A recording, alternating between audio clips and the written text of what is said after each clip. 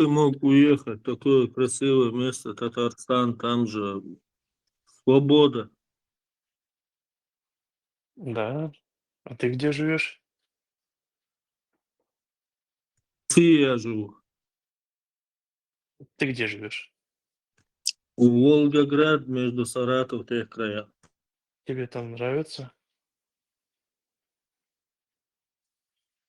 Я здесь родился, всю жизнь живу, проблем нету. Ладно, хорошо. Я, короче, живу сейчас в Америке, очень хорошем месте, и мне очень нравится. И вообще не жалею, что уехал. Сэм, откуда бабки на такую роскошь? На какую? Америка в хорошем районе, везде все хорошо, короче, это же все деньги нужны. Работаю. Что, когда приехал, накопленное с собой добро не привез с Татарстана? Вроде на хорошем месте сидел, наверное, хорошо зарабатывал, хотя там тебе не нравилось вот это все с дядьками, там, движение. Родина, родина, родина. Не скучаешь по родине, по Татарстану? Родина мать зовет. Главное свобода. Матушка земля. Главное свобода. Я одну притчу вам расскажу. Жук встречается с червяком, и червяк спрашивает у жука. Жук говорит, скажи, в яблоке жить хорошо, говорит. Да, говорит, яблоки хорошо. А в груши, говорит, груши еще лучше. А в персике? Персик, конечно, хорошо, говорит. А что ты живешь, говорит, на озе, говорит. Жук говорит червяку, ну ты понимаешь, говорит, родина есть родина. Да. В будке, короче, пока с будки не выгнали, живешь там, и все, и тебе кажется все хорошо, пока не с чем сравнить. Меня все устраивает. Здесь хорошо. Я счастлив, короче. Возвращаться не хочу и даже не скучаю. И всё. Атмосфера далекодоль, маршадоль. Сэм, правильно выбор, правильно. Живи там, где тебе хорошо. Да, Земля общая, и неважно. Удачи тебе, удачи. Я просто раньше тоже думал, типа, ну, живу здесь, где родился, там пригодился. Я потом пожил в Латинской Америке, и я просто понял, что надо было просто выехать, посмотреть на мир, узнать, что мир очень широкий и очень интересный, и уже начинаешь понимать, что вау, классно. А потом что, нашел свое место, все хорошо, трое детей, сижу спокойно, все счастливы, и мне нравится, и всем нравится. Вот и слава богу. Держись своей семьи, воспитывай правильно своих детей. Просто живи для детей и для себя. Уважай свою Да, супругу, уважай своих земляков. К хорошим людям относись хорошо, с плохими не связывайся. Просто будь честен перед собой и своими близкими. А родину всегда можно посетить, наведаться, так сказать, набраться земли, энергии родной земли. Ничего страшного. Где тебе хорошо, там надо жить. Мы, люди, пока они не обожжутся об что-нибудь, они не знают, что раскаленный металл, они обжигают и оставляют большие шрамы. Так что поэтому я тебе да, желаю, и согласен. тебе, и таким, как ты, всем нам желаю огромного счастья, здоровья и мира. Вот что я желаю всем людям. И чтобы среди нас не были Согласен. негодяи и мерзавцы, которые все время нас сталкивают лбами. Я имею в виду не тебя, меня, а вообще в целом людей. Сейчас появляется, раскачивается новая религия, может, слышал? Хрислам называется. Я только Мгм. что Ибрагиму скинул там 12-минутный этот ролик, там одна русская рассказывает, там батюшка читает этот Бисмилля Аль-Фатиха с крестом Мгм. в церкви, читает на арабском языке, Я тебе скажу, он даже лучше, чем сколько я слышал этих имамов, лучше читал. В рясе с крестом вот этот стоит, читает, еще там мелодию наложили. Короче, скоро будет новая религия. Хрислам называется. Да, Объединяются. они каждый день появляются, если Не, что. это вообще в глобальном масштабе они задумали. Вот эти протоиереи и так далее, они там с этими раввилями, как его там, и с другими, короче, тесно идут, с Гундяевым, все, они там все порешали, что только единственное, евреев они к себе не хотят пускать, иудеев. А всех остальных, там, христиан, мусульман, Ну, все в эту религию. если надо будет, пустят. Если надо будет, пустят. Я Слушай, вот думаю, что религии, евреи, они наверное, это появляются. и создали. Просто в тени сидят, Да, они как всегда обычно. появлялись, они всегда были. Вот философия развивает все что угодно.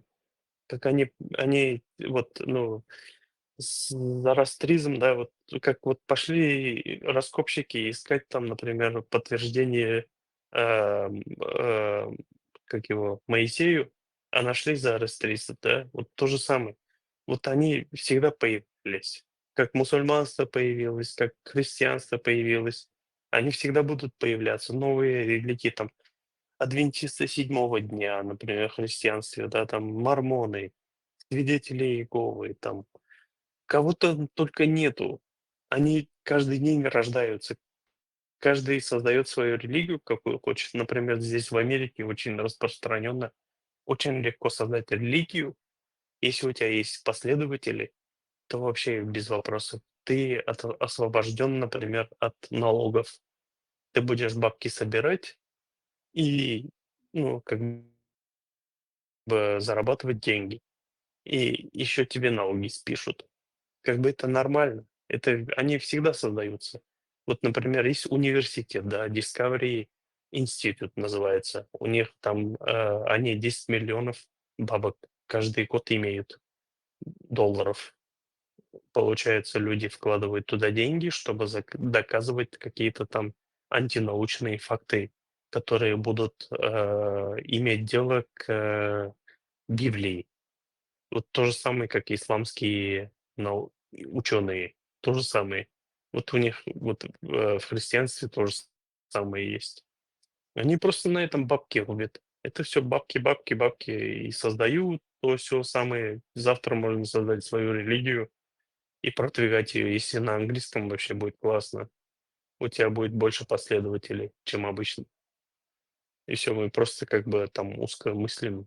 Там потому что всего не знаем. Вот английский мир, он очень широко развит.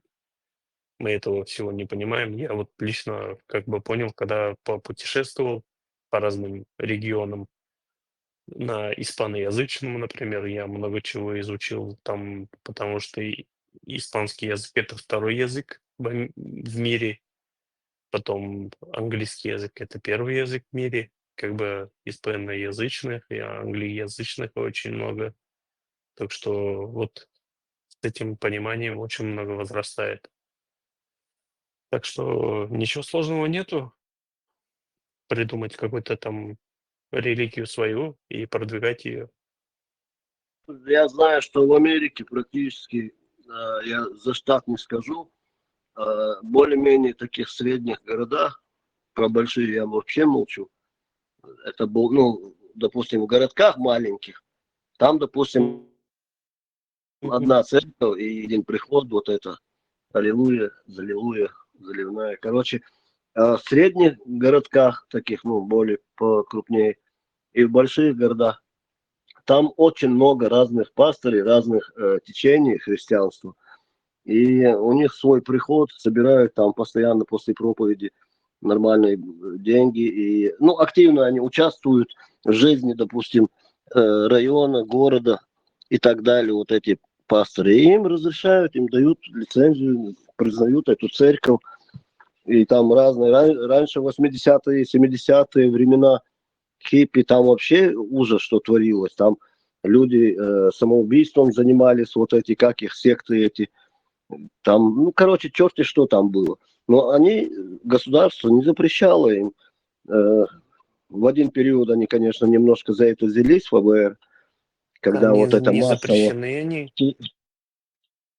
в Техасе. Сам, Не, в Техасе, сам, по-моему, вот это то, что было. дайте один вопрос задать. Сам, а как ты на этот канал попал? В Америке наш канал известен, да? Ну, в смысле, через Хармата попал. А, все понятно. Спасибо. Мгм. Ну, Есть я тебе один скажу минус. за формата, вот то, что он говорил, вот только что я скинул Ибрагиму, вот этот ролик 12-минутный, там священник рассказывает это русский Мгм. по поводу всего, что формат говорил, он подтверждает, он читает прямо с Корана вот эти вещи, и, ну, короче говоря, все, что формат говорил, вот этот священник тоже прямо в лицо предъявляет мусульманам. Вот такой. Ну, короче, очень Конечно. интересный ролик.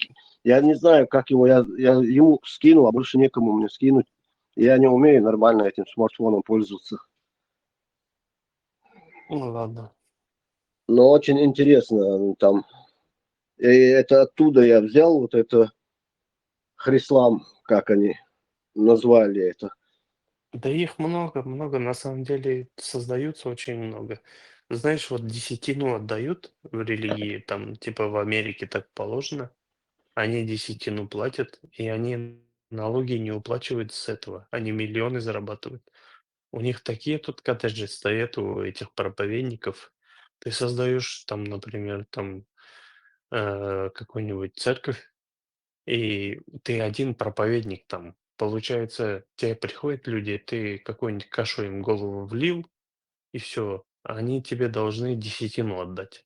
Ты им просто про это проповедуешь, и все. Ну, это так Не, устроено, как это я бы знаю в хорошо этом ничего и такого могу нету. даже тебе рассказать. Мне не надо далеко ходить, я здесь в Украине живу. И много духовников знаю местных, Да, да, да. украинской православной церкви. И московских, пока их не выгнали, тоже. Я видел их дома, это не дома, это дворцы, чтобы ты понимал. Да, да, Ну, да, я короче, вот знаю. так И здесь то же словами самое. это не описать, понимаешь? Вот это богатство, убранство, а то, что во дворе, да там у них вот эти сады, по которым они гуляют, размышляют, типа с Богом Да. общаются, эти демоны, это, я не знаю, там, наверное, 30 филиппинских садовников надо нанимать, чтобы вот в таком порядке держать. Настолько, Так вот, куда не поедешь по всей Украине, у них такие храмы и прилегающая территория, там так сделано, ты что, ты подумаешь, что там какой-то Билл Гейтс живет, миллиардер какой-то. А ну это вот есть эти обычный поп. пятидесятники, например, да? Извини. Есть пятидесятники, например, да? Они, когда у них там духовные идеи заканчиваются, они берут литературу у свидетелей Иеговы, которые в открытом доступе. Они берут и идут своим рассказывают, короче. Они так друг другом пользуются, даже литературой друг другу, короче, чтобы бабки собрать. А потом по рядам ходят такой с мешком, короче, десятину, чтобы собирать. Они обязательно должны туда кинуть Сэм, деньги. ты главное забыл, когда ты упомянул свидетелей, очевидца Иеговы, которых ты упомянул. Когда ты их упоминаешь, надо обязательно подтверждать запрещенные организации на Да-да-да. территории России. Но я не в России, мне как бы все равно. Слушай, ну вот эти свидетели Иеговы, я на них смотрю, они такие безобидные, они сколько раз меня утром будили, короче, стучались ко мне, х- хотите, они так нежный голос делают, начинают эти Но это маршруты. лучше, чем Я, дабы не мусульмане. обидеть, беру эту макулатуру, короче, у них. И теперь их начали, и здесь тоже, в Украине тоже их начали щемить. В Но России это лучше, чем первыми. мусульмане. Ну, ну да, никакого вреда и Вреда никакого в ней несут вообще. головы не отрубают, на 9-летних девочек не женятся. Да, вообще Короче, нет у них никакого. Я всех изучил. Я Библию от и до знаю. Я Коран уже знаю от и до. Благодаря Пхармату и то, что я в медресе учился. ты учился в Много медресе, чего. да? Да. Я в мечети М. учился, да. В Татарстане. Меня отдали в детстве. Арабский учил, но я, конечно, забыл уже. Но я учился. Я Библию на зубок знаю, как, как этот Пхармат говорит, наизусть. Я просто историю люблю изучать, я все учу. Ну, я понял, ты именно как предмет ознакомился Да, с да, Кораном и с Библией, да, как да, один из предметов. Ну, в принципе, да. такой подход к этому и должен быть, понимаешь? Там друг у друга они списывали, евреи там у кого-то, те у кого-то там, начиная от фараона и до него там, кто там были, ты называл их. Те у этих, и вот так дошло до иудеев, потом до христиан, потом до мусульман. А сейчас вот это все в сборе хотят объединить и сделать это хрислам. Это тупо Короче, философия, что-то... знаешь, вот куда ни опирайся, любую религию, это философия. Они работают на философии, получается. Через размышления там какие-то ищут какие-то там, ну, логические выходы, Не, логику, чтобы логику объяснить запрещено что-то. людям применять в исламе. Я так слышал. Ну, Просто те, кто слепо ты писал, должен верить и ну, в все. исламе, да. А в христианстве там прям логически все расписано. Они это искали, и много лет там переписано. Куча вариантов Библии. Там в Библии там несколько вариантов есть вот этого Бога, который пришел. Короче, все было придумано очень идеально, очень красиво, чтобы люди в это поверили. Людьми было придумано, не Богом. Бога нету. Потому что в прошлом году, позапрошлом году, вот как этот христиане утверждают, что человек появился 6,5 тысяч лет назад. Но он появился несколько миллионов лет назад, начиная от этих неандертальцев, потом перешел в разряд кроманьонцев, потом хомо сапиенсов. И вот христианский университет, институт вот этот Discovery утверждает, что люди, типа огромная пропасть существует между людьми, которые были хомо сапиенсами и кроманьонцами. И типа вот как будто необъяснимый факт такой есть, как в исламском университете, так сказать. И то же самое есть у христианства. Они говорят, что типа необъяснимый факт того, что типа огромная пропасть между кроманьонцами и хомо сапиенсами. Но на самом деле есть научные, доказанные, есть научная литература, которые писали биологи, писали, которые писали, кто раскопками занимается, также писали очень много, короче, научных статей есть. Я лично читал их. И там говорится то, что нету никакой пропасти между кроманьонцами и хомо сапиенсами. Есть переходящие люди, есть раскопки, которые каждый год находятся везде. В Италии находятся, есть в России находятся, везде находятся. И прям они делают ДНК-тесты, и все показано, что люди произошли от эволюции, а не от того, что там написано в Библии. И там ни у евреев, ни у христиан, ни у арабов. Короче, это все чушь просто, придуманная философами.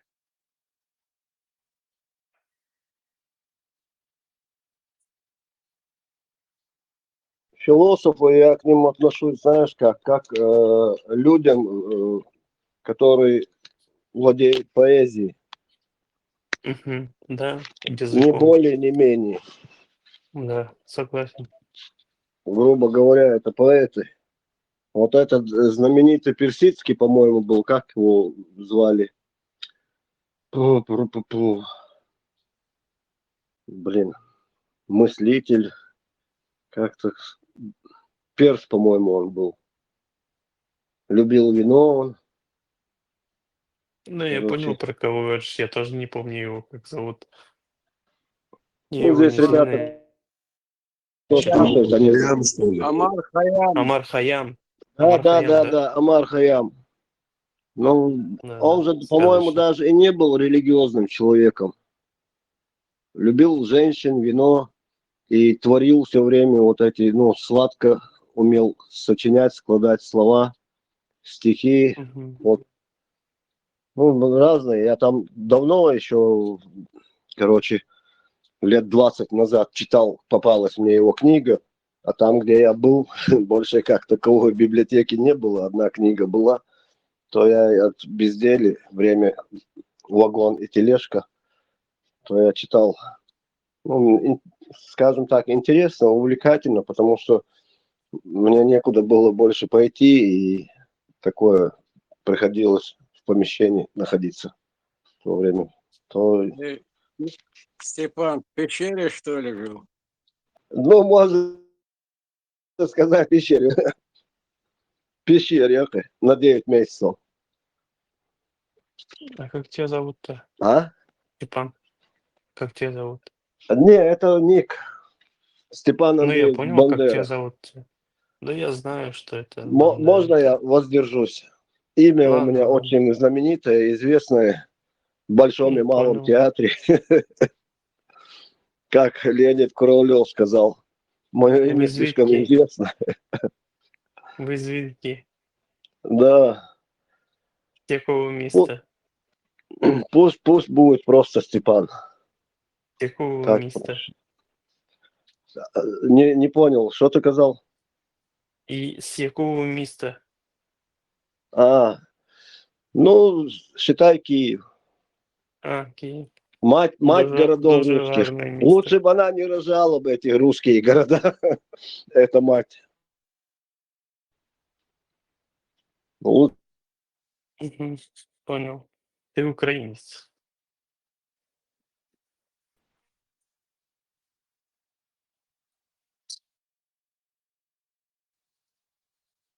а ты когда уехал туда, Самуэль?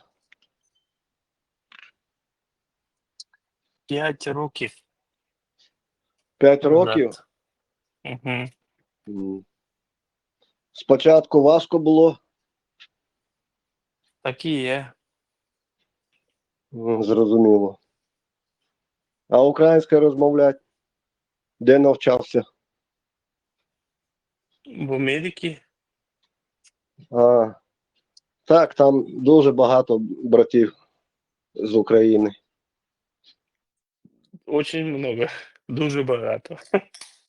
Тут учат. У меня тут 500 Машалла. тысяч русскоговорящих Я живет у только... меня Ой, рядом с извиняюсь. городе. Да, Я не говорите. очень хороша в том, чтобы втесняться в разговор, я извиняюсь. Я недавно подключилась к вашему... Ну, начала слышать ваш диалог. А ты украинец сам, Сэм? Тоже Нет, я татарин. Он из тех, кого в гости не зовут. А если Я приходят, еще испанский знаю. а-ля камбрича, сеньоры. Yo hablo español también, no hay problema. На жаль, я не знаю испанского. Да, Я я тебе больше люблю скажу, учить я и языки. итальянского не знаю. Тут это я хотела сказать про именно, что лучше у людей здесь не спрашивать имена, потому что люди стараются соблюдать рамки безопасности, так как... Ну, Я просто спросил, если Ситуация кому-то особенная. страшно, пусть не говорят, Да. я же не заставляю. Нет, я Мне просто, понимаю, я я могу просто, назвать. чтобы как бы, оповещаю, Мгм. так сказать. Да, понял. Не, без проблем. Я могу назвать. У меня вообще исламское имя, мусульманское. Американское имя уже другое сейчас, вот как написано. Исламские имена, они же по сути арабские, просто их исламскими зачем-то Да, называют. да, арабское. Салих меня зовут.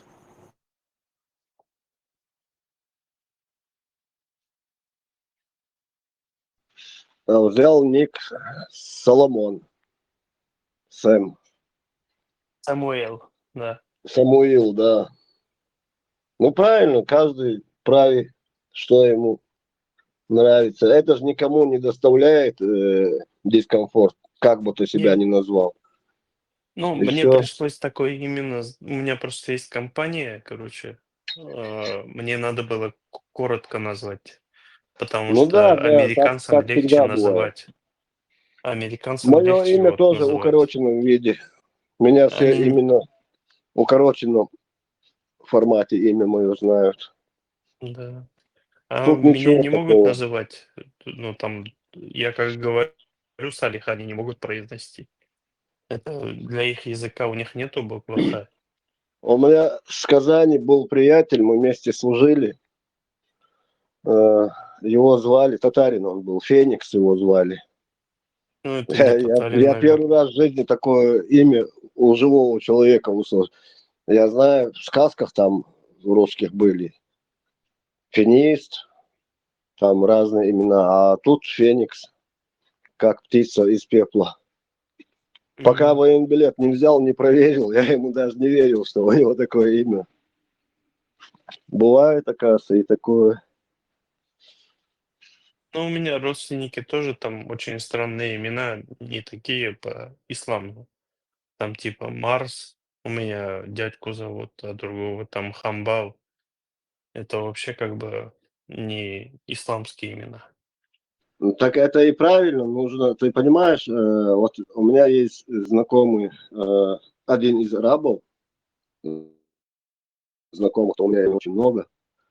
Вот этот араб мне раз задал вопрос, чего вы, ну, все чеченцы, вот берете наши имена, говорит, детям наши имена даете. Вот этот вопрос меня как-то это немножко задуматься заставил. Я говорю, с чего ты взял, что все? Кто хочет, дает имя пророка, там, его сподвижников и так далее, и тому подобное. А у них этого нету.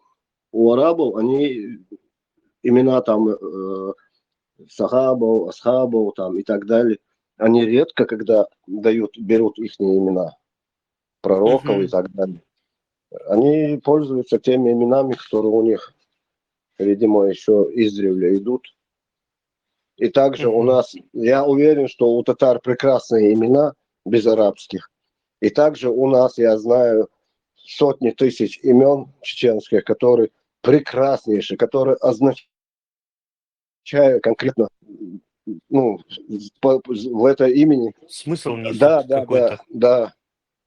Поэтому вот это последние вот эти, чтобы не ошибиться, хотя за это не расстреляют, за ошибку, э, последние 100 лет вот это арабское на нас пошло, нашествие, вот оттуда эти имена начали вот это популяризироваться на Кавказе в Да. целом и в Чечне в том числе.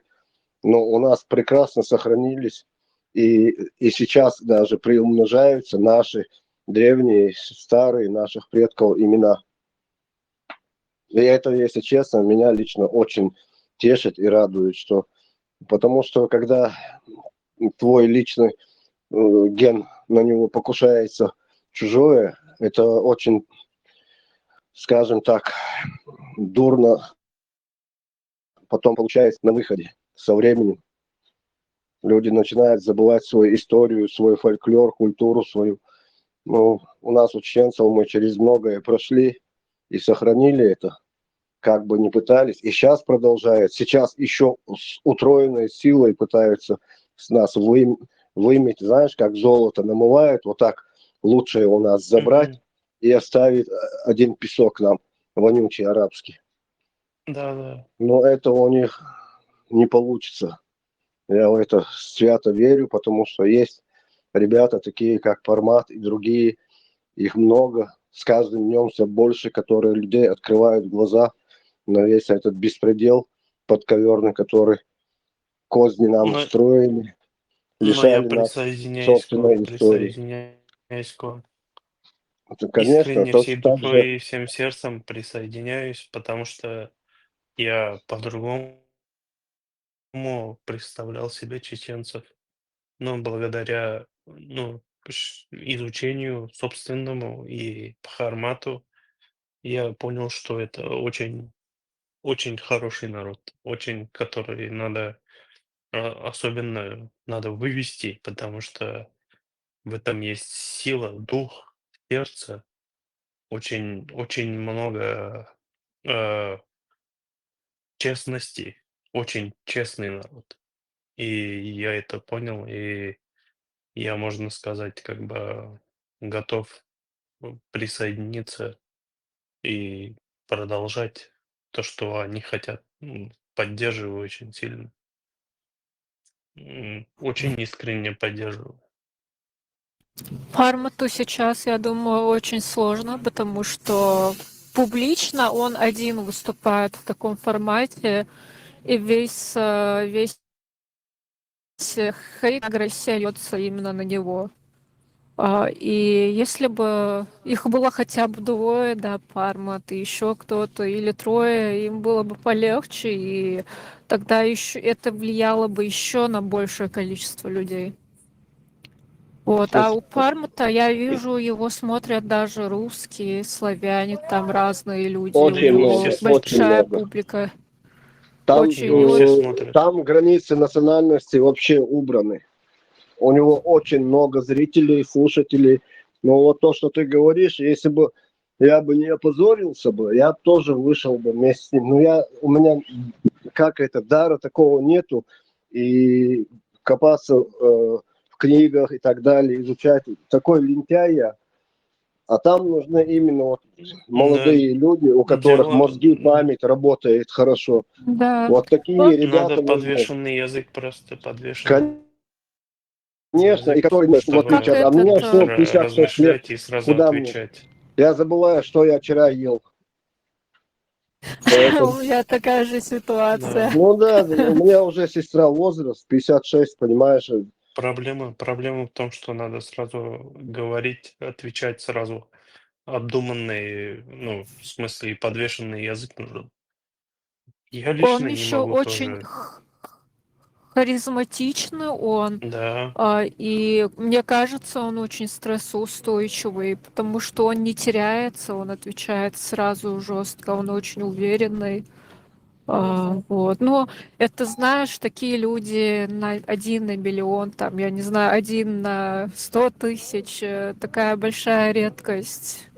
И в нашей ситуации у нахцев вообще, у нахского народа, с этим немного сложно, ну, мягко говоря, потому что там оккупированная, да, и вот этот народ, большая часть, которая живет в Чечении, они как будто в заложниках, и им сложно вообще высказываться, они постоянно боятся, что там, если они что-то скажут публично, то их и их родственников тоже коснется да. преступления, да, вот этого русского режима. И которые за границей живут, тоже боятся, потому что у них родственники, которые живут в Чечении, они за них боятся, вот. И сама среда такая очень тяжелая, это отражается. А вы И где, я где вообще, живете? я живу в Норвегии, А, и я могу сказать, что вот, и я не знаю, может быть, это будет неприятно другим, но я замечаю, что вот мы, да, в нахском народе как-то несколько жестоки друг к другу, жесткие какие-то. А, Требовать И вот так будет Да, Русский и правильно. хороший у вас. требовательные, Русский язык Мы жесткие. хороший у вас. ждем от нашего соплеменника большего, чем и спрос с него больше, и ждем ожиданий большего от него и так далее. Ну, мы с тобой понимаем, о чем говорим, сестра. Просто что Да, касаемо, конечно, было бы хорошо и прекрасно, и чудесно. И я, честно, вот у меня сердце в тепле, я надеюсь, я уверен, что так и будет. Появится очень много ребят, которые с открытым заправом вместе с форматом будут вот эту работу делать. Очень много людей боятся, как ты ранее сказала, за своих близких, родных, там, дома, кто остался и так далее. Потому что нас подвергли к такому коллективной ответственности. Допустим, вот я дурак в нашей семье, да, к примеру, я говорю, я что-то сделал. Но это не должны же за это отвечать дети, женщины, старики и так далее. Старухи, они из-за того, что я их не внук или сын. Нет, да, это конечно. такая круговая порука получается, что как бы берут в заложники твою семью, да, ты там что-то сделал неугодное, а наказывают всех, чтобы, ну, это как инструмент давления такой, и это тебя парализует, потому что если ты не за себя боишься, то боишься за своих родных. И еще есть вот эти абдулаки, которые, как, не знаю, обезьяны, да, которые очень агрессивные и готовы нападать других из-за какой-то ерунды. Вот из-за них тоже сложно. Какая-то часть, она радикализирована. Кажется, что их очень много, хотя на самом деле мне кажется, что их не так много, просто они очень громкие.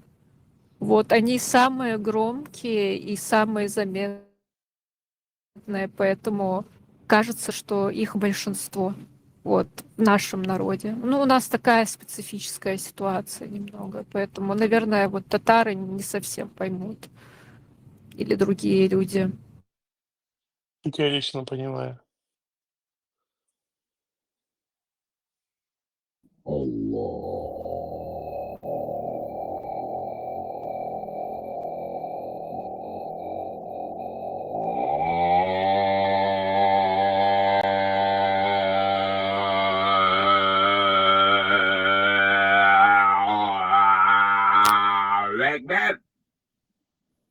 Это тут профилактика происходит время от времени.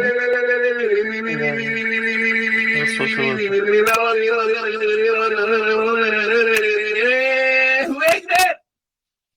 Это Изгнание мусульман. изгнание бесов. Ну, да.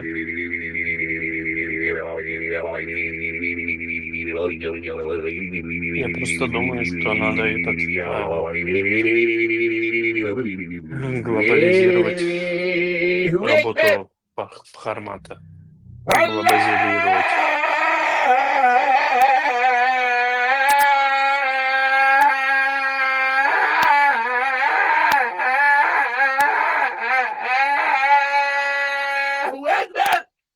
Ну, так и живем.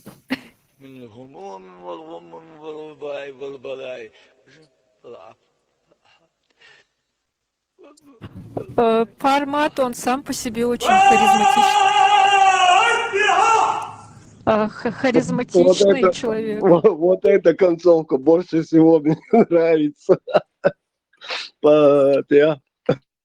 Я так часто слышала у нас, когда молод был, тоже очень громко нараспев это говорят старики.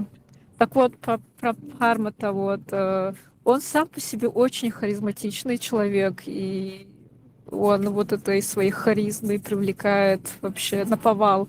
Вот, но мне кажется, что... Я не знаю, я надеюсь, что у него будут люди, которые, например... Ну, знаешь, что такое вот это, как это называлось-то, господи, из головы вылетело. Мерч делать, там какие-то стикеры, какие-то мемы с ним, вот. Это, я думаю, что еще больше популяризировало бы его.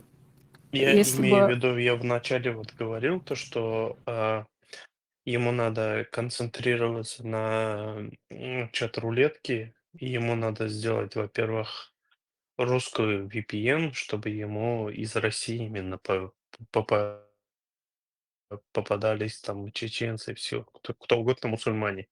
Там их много, очень много. Потому что я сам сидел, я знаю, что там попадается много. Я даже, когда он сидел, я туда заходил, смотрел, кто в России сидит, потому что у меня VPN высвечивает Россию. И у меня, ну, показывает то, что я из России. И А ты каким получается, мне VPN попадает. пользуешься? Ну, имеется в виду то, что я VPN не пользуюсь, я через ВКонтакте зарегистрировался, у меня уже изначально показывает, что я из России. Понятно, интересно. Да, и я так сделал, что у меня показывала Россия, я и специально так сделал. Через ВКонтакте регистрацию сделал, и все, у меня показывает, что я из России. И у меня попадаются из России, и у меня куча там мусульман попадается. Там, я ему говорю, сделай VPN там российский, чтобы у него высвечивалась именно Россия, и ему попадались. Он не может поймать мусульман. Вот в чем проблема. Он поставил Украину, и это неправильно. Мусульманам Украина там не нужна в основном. Они там сидят, ищут вот эту вот дрянь, которая в России попадается, потому что там куча дряни в России. И вот эти извращенные мусульмане, они сидят, ищут именно из России людей. И я ему говорю, сделай так. И вот когда, ну, вот хотя бы это первый шаг, и ему надо это развивать и глобализировать, именно чтобы мусульмане заходили, там куча людей, ему надо наращивать аудиторию, чтобы у него аудитория росла отовсюду благодаря просмотрам, и ему будут донатить больше людей. Да, ты прав. Знаешь, у него такое сейчас, по-моему, происходит, как бы... Я русский язык забываю, потому что я здесь им не так часто пользуюсь. А, Короче, он как бы поднимается, да, в том числе из-за черного пиара. О нем все больше говорят, там всякие исламские апологеты, там даже уже в Чечении оккупационное вот это телевидение, да, вот и там вот эти медиа, там тоже о нем, по-моему, заговорили, везде о нем начинают говорить. Вот, и это Исламское тоже не самое поднимает хайп. главное. Это не Да, но самое главное. это поднимает хайп, я говорю, потому что Он когда, он например, не сильно какой-нибудь поднимает. богослов М, говорит о Пармате, это слышат чеченцы, которые его слушают. Это мало. Я- Надо да, я глобализироваться. понимаю. На светское общество надо ориентироваться. Но Понятно, он что там мусульмане пытается там обращали внимание, но это прорабатывать, не главное. он пытается работать именно с мусульманами даже ведь. Да это я понимаю, что он хочет это вот, но надо глобализироваться, понимаешь? Чтобы защитить себя, надо глобализироваться. Надо на светское общество. Он же Да, ты считает прав. себя из светского общества, понимаешь? Я понимаю, что у него основная цель это мусульмане, но ему надо основной этот, как его, надо основной, ну, в смысле, интерес иметь именно в глобальном обществе, именно в светском обществе. Если этого не будет, то на него внимания не обратят. Светскому обществу оно, Да, да, ислам не светское нужно, общество надо. не нужно светскому обществу, ислам там не нужен. Ему надо, чтобы все обратили внимание. Я, например, как бы не часто его смотрю, именно то, как он разбирает аяты и хадисы, потому что я и так какие-то вещи сама знаю. И как бы, например, я в 17 лет, да, вышла из ислама, и там до какого-то периода я была прям такой ярой атеисткой, исламофобкой и вообще критиковала религии. У меня был такой период, когда я хотела прям заниматься вот этой деятельностью. Вот. я недавно наткнулась на Пармата, и все, что он сейчас говорит, я узнаю себя в этом. Вот, но я это как бы проболела давно.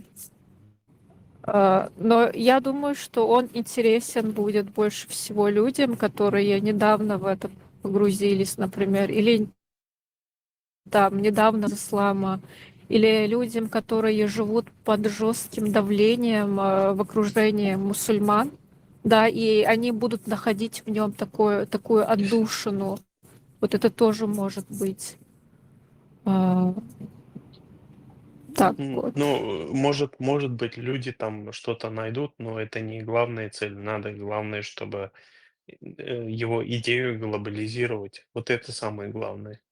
Потому что мусульманство в данный момент, сейчас это фашизм, он взрастает. Он просто захватит все в ближайшее время. Просто это как бы сейчас выглядит как сумасшествие, но это произойдет очень быстро. Не произойдет. Чеченцы выйдут из ислама, и все закончится на этом деле. Ну, чеченцы не во всем мире, понимаешь? Надо глобализировать это. Ну, ему одному, я думаю, что сложно. Вообще еще дело обстоит в образовании, допустим. Там, где очень плохо с образованием и экономикой, там распространяется быстрее всего ислам, быстрее всего всякие вот эти вот оккультные верования, эзотерика. В этом бывает потребность. Вот, допустим, здесь, в Норвегии, люди, они все, ну, как бы больше и больше общество становится атеистическим. Вот, Он или, ну, они 1000 давно лет отходят везде от христианства. распространяется. Где А, образования нету, везде, понятное а, дело. А где образование люди получают, конечно же, они Не, я становятся имею в виду атеистами. высокий уровень образования. Вот, Да, и, я и соответственно, говорю. здесь, например, он не будет так распространяться, и если и будет, то среди там людей, знаешь, приезжих, беженцев, там каких-то мигрантов, которые не получили здешнего образования, которые там где-то у себя на родине учились. Вот. А в России он может распространяться там на какие-то регионы.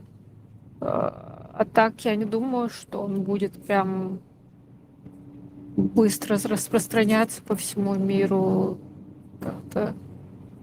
Вот, допустим, я училась в частной школе. Это была такая как бы самая престижная школа в городе, да, которую не все могли себе позволить. И там образование, естественно, было соответствующим. И поэтому, будучи подростком, да, уже лет к 16, к 17, вот мои полученные знания, мое мировоззрение, да, состоящее именно из знаний, они перестали соответствовать, как-то укладываться в голове, да, с исламом. И я начала видеть очень много противоречий, очень много там несоответствий с реальностью, с фактами. И мое образование, и мои знания не позволяли мне, как бы оно вытесняло ислам из головы. Происходило отторжение. Вот. А вот в девятилетнем возрасте, или в 12 лет, вот на том уровне, версия меня, если взять, то вот тогда, например, я в это была погружена очень сильно. Потому что у меня не было такой защиты, да, в виде моих знаний, которые я получила в дальнейшем. Сейчас очень тяжело найти правильную информацию. Если тебе надо Тебе будет внушить какую-то информацию, что, например, Бог создал людей, это можно легко сделать. Есть специальные институты, университеты, которые этим занимаются, и туда кучу денег вкладывают. Если надо будет, ты в это поверишь, во-первых. Во-вторых, очень тяжело найти в интернете научные, и это специально надо сидеть и научные, например, литературу искать, которые там кто-то И это диссертацию да, защитил. Это очень тяжело. Я, да. например, сам сидел, лично искал. Например, там антинаучный факт, которым занимался христианство, который называется Discovery Institute. Они занимались тем, что они говорили, что люди появились 6,5 тысяч лет назад, и, например, есть, ну, типа, есть опровержение того, что люди Homo sapiens и кроманьонцы, между ними есть огромная пропасть, и она необъяснима наукой. Вот они эту и в интернет пихают, пихают, пихают, и все, кто, например, в Гугле ищут, в это натыкаются и говорят: о, да, на самом деле Бог существует, а все остальное, все это чушь, короче. А если открыть диссертацию, там куча скелетов людей, переходящих, например, с кроманьонцев на неандертальцев. Очень много фактов, очень много биологических там, и, ну, это все доказано, научные есть диссертации, все доказано, но люди это не будут искать. Им проще послушать какого-нибудь чувака, который расскажет, что им Бог все даст и все остальное сделает, и все, и они в это поверят. И многие верят. Наверное, это такой, если есть психологический, психоэмоциональный спрос. Допустим, у меня как бы у меня был такой период в жизни, при определенных обстоятельствах я получила амнезию. Вот. И я многое забыла о прошлом, о себе, вообще о своих выводах. Какая-то часть моих знаний просто выпала из головы, и я восстанавливала это в течение нескольких лет. Вот. И не так давно, как бы переживая сложные... обратно мазноки, я, будучи мусульманином, автоматически перекрестился, что... Короче, переживая сложные обстоятельства, да, я там столкнулась с людьми, которые рассказывали об исламе. Вот, и я как бы снова приняла ислам в какой-то момент. Да, это было не так давно, год-полтора назад, но я недолго в нем продержалась, потому что как бы моя память, она возвращалась, и я не смогла, ну, я снова не мусульманка. Вот такое тоже может быть, но хотя из-за этого опыта я больше поняла, что какие-то люди, наверное, вот из-за какого-то, допустим, психологического состояния, живя в стрессе, в постоянной тревожности, возможно, нуждаются в какой-то вере, в надежде. Вот, и тогда есть большая вероятность, что человек в это окунется. Я знаю людей, которые как бы не наложили на себя руки благодаря религии, которые живут благодаря этому. Поэтому у меня такое как бы отношение ко всему этому неоднозначное. Ну, кстати, ты исключительный человек, потому что среди женщин атеистов меньше, чем среди мужчин, по статистике. Я склонна к атеизму. Хотя, мне кажется, здесь не совсем принято озвучивать это слово, потому что меня недавно поругали.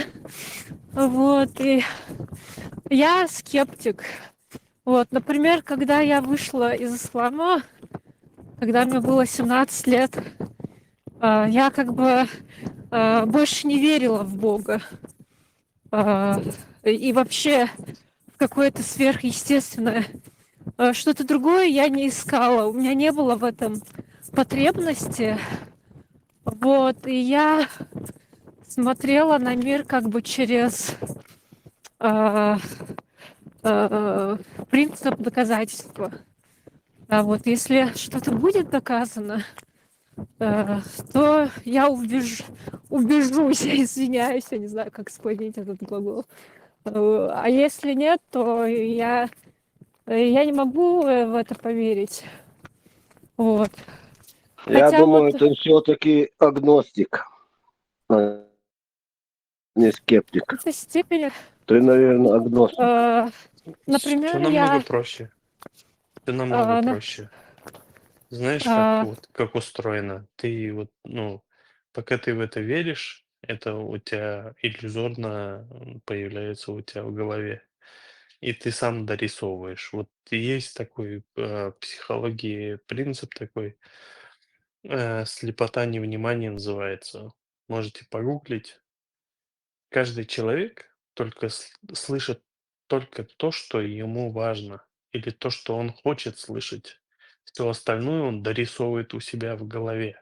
Это все фантазии. Олег, сейчас не слышно ничего, и не видно. возможно, к счастью, а то вдруг там что-то снова будет орать. Ну вот есть такой принцип психологии, слепота невнимания Это называется. Или один перспективная слепота. один из Принцип, когнитивных иллюзий. да. Каждый сам себе иллюзии создает. Он сам дорисовывает все, он верит в то, что хочет верить, и сам подкрепляет то, что хочет он. Вот это все иллюзии. Каждый человек в своей иллюзии живет, и он слышит только то, что хочет слышать. Все остальное для него не важно.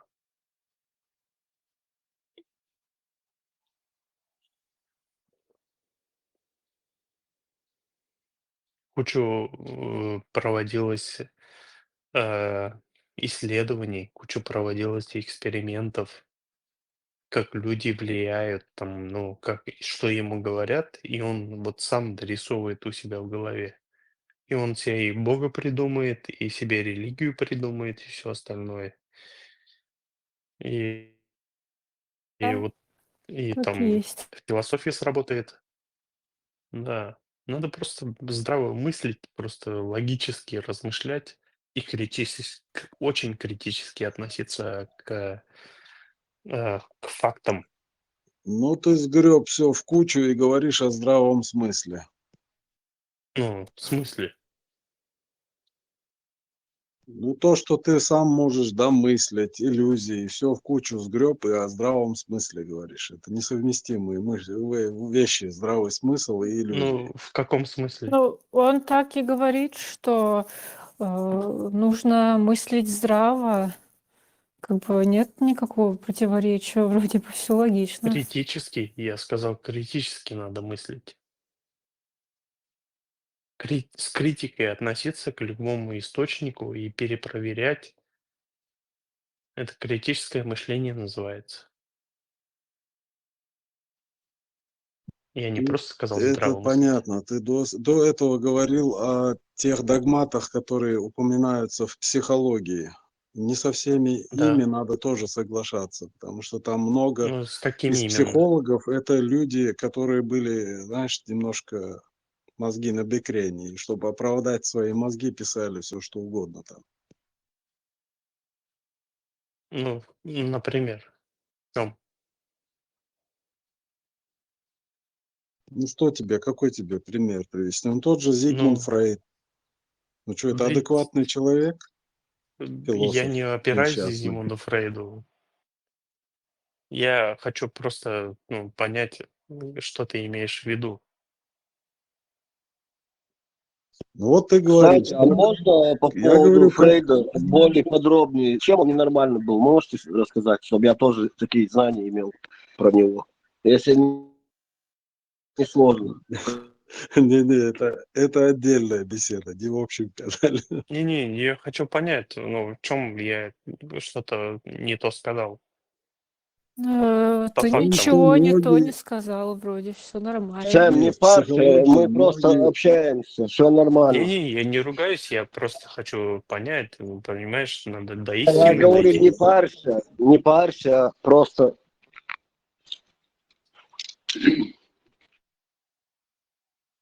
Люди, По которые Фрейду говорят что-нибудь об знаешь? Есть иллюзиях, принцип Самое. слепоты невнимания. Знаешь, вот это проверенный факт. Ну, в чем не то? Хорошо, вот давай вот отдельный факт возьмем. Слепота невнимания. Просто произошло еще одно когнитивное искажение. Да. Так, давайте эти умудренные слова уберем из нашего общения. А то я думаю, что тут меня ругают. Давай я скажу. Слепота Слова, которые я не невнимания, знаю, не слепота употреблять. невнимания это, знаешь, такой факт, когда человек видит только то, что ему интересно. Он все остальное отбрасывает в сторону. У него мозг так отбрасывает. Он не специально это делает, его просто мозг отбрасывает. Он только Вот Есть знаешь, слышит еще, то, что ему этим я интересно. болею. есть Это еще Этим я называется связанное болею. с слепота этим. невнимания. Есть еще связанное с этим, называется предвзятость подтверждения, одно из когнитивных искажений.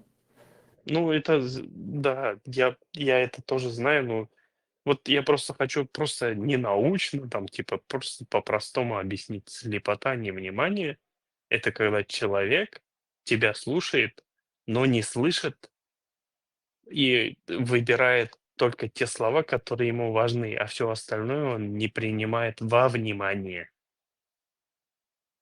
И он начинает какую-то свою идею распространять в это.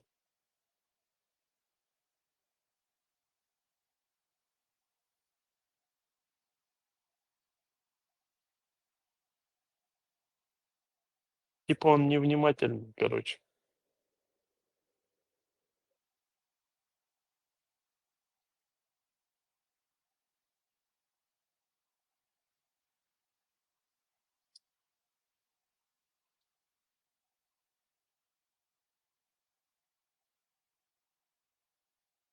Короче, я расскажу, слепота невнимания.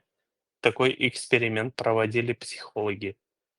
Они, короче, попросили группу людей сосчитать в поле, где играют там игроки, неважно, во что они играют, я не буду это акцентировать на этом внимание. Они сказали, сколько игроков было на поле. И в это время вышла горилла. Ну, человек в костюме гориллы. Они посчитали людей, но они не заметили гориллу. Вот этот был эксперимент, то, что люди не замечают некоторых, ну, вещей, которые им говорят. Они просто не заметили гориллу в поле. Они просто считали людей.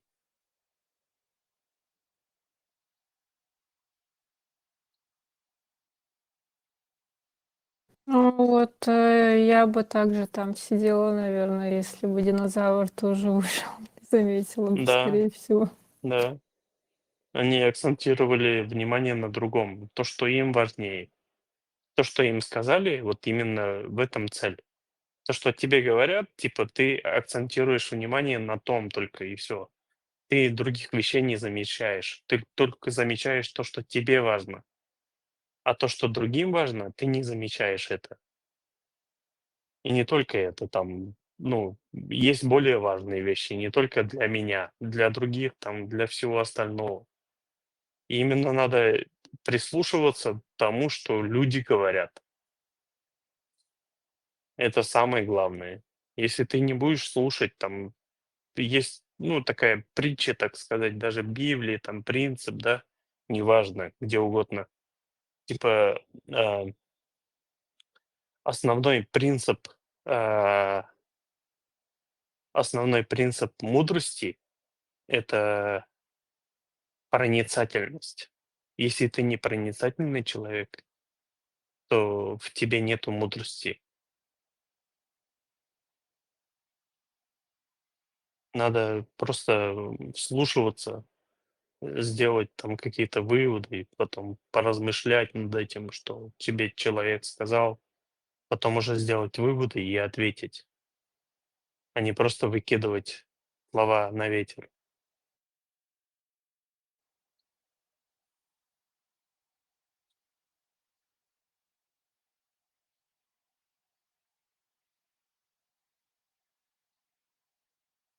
чаще всего слова и есть ветер у некоторых людей, потому что У оно многих, расходится. Ну, у многих. Самуэль, а расскажи мне про это Зигмунда Фрейда. Я вот забыл упомянуть, вот это одна книга была. Была еще одна, вот это как раз Фрейда. Там таблицы, чертежи какие-то там. Вот это я начал эту ерунду, пару страниц прочитал, ни черта не понял и закрыл эту книгу, и дальше переключился на Омар Хайяма.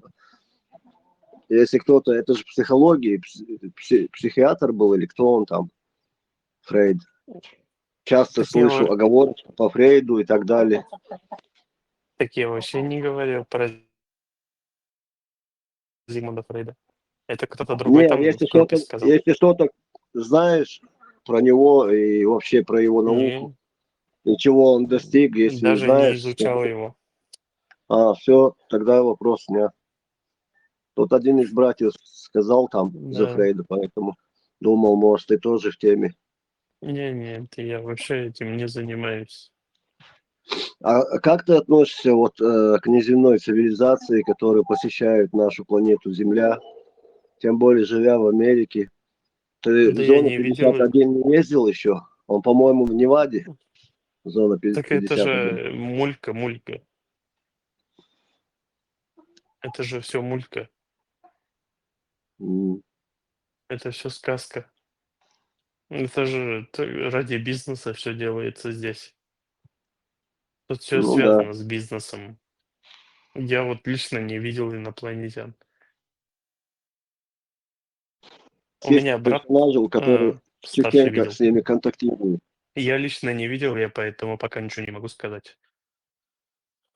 У меня старший брат видел, что кто-то прилетал и там пообщался и улетел. Такая ситуация была. Я лично не видел, поэтому я ничего не могу сказать. Я верю то, что вижу. Как называют человека, который не верит в то, что он не видел, не щупал своими глазами, не видел, ушами не слышал, руками не трогал? Как этих людей называют? Одним Не словом. знаю, Есть такой термин. мусульмане, Реалист христиане или как? называют, Не, иудеи называют. не, это религиозные эти течения, это совсем другое. Ну, это же вера. Нет, так они верят в то, что они не видели, а я не верю в то, что я не видел. Понимаешь? Ну, Вот я бы не ну, стал бы утверждать, что ты, допустим, у тебя прическа, ты лысый. Потому что я тебя не видел. Может, ты с кудряшками, как кудряшка Сю, волосы у тебя. меня на фото видно там. У меня же фото видно там. Не, я не смотрел. Я Вон же вообще там видно. пример привожу. Мгм. Как называют? Фома неверующий. О, пора ник менять на Фому.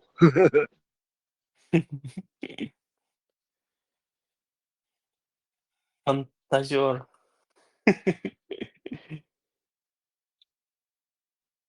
Вера. Ну, вера это вера в существование того, что нету. Если Маршал, ты бывший что-то видел, Сергей. это уже наука.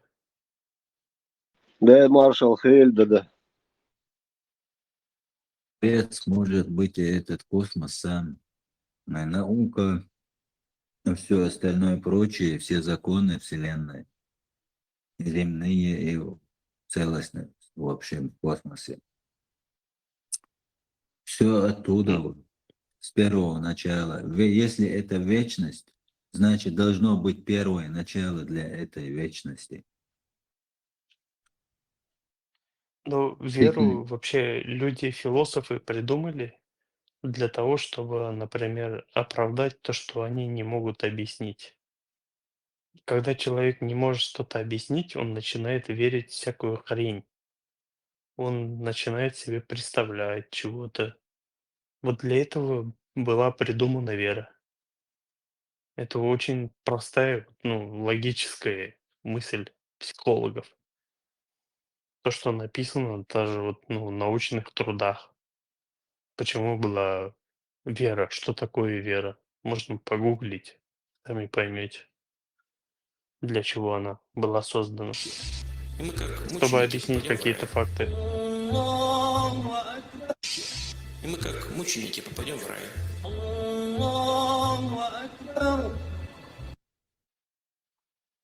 Рая не существует, кстати, как сказал Путин.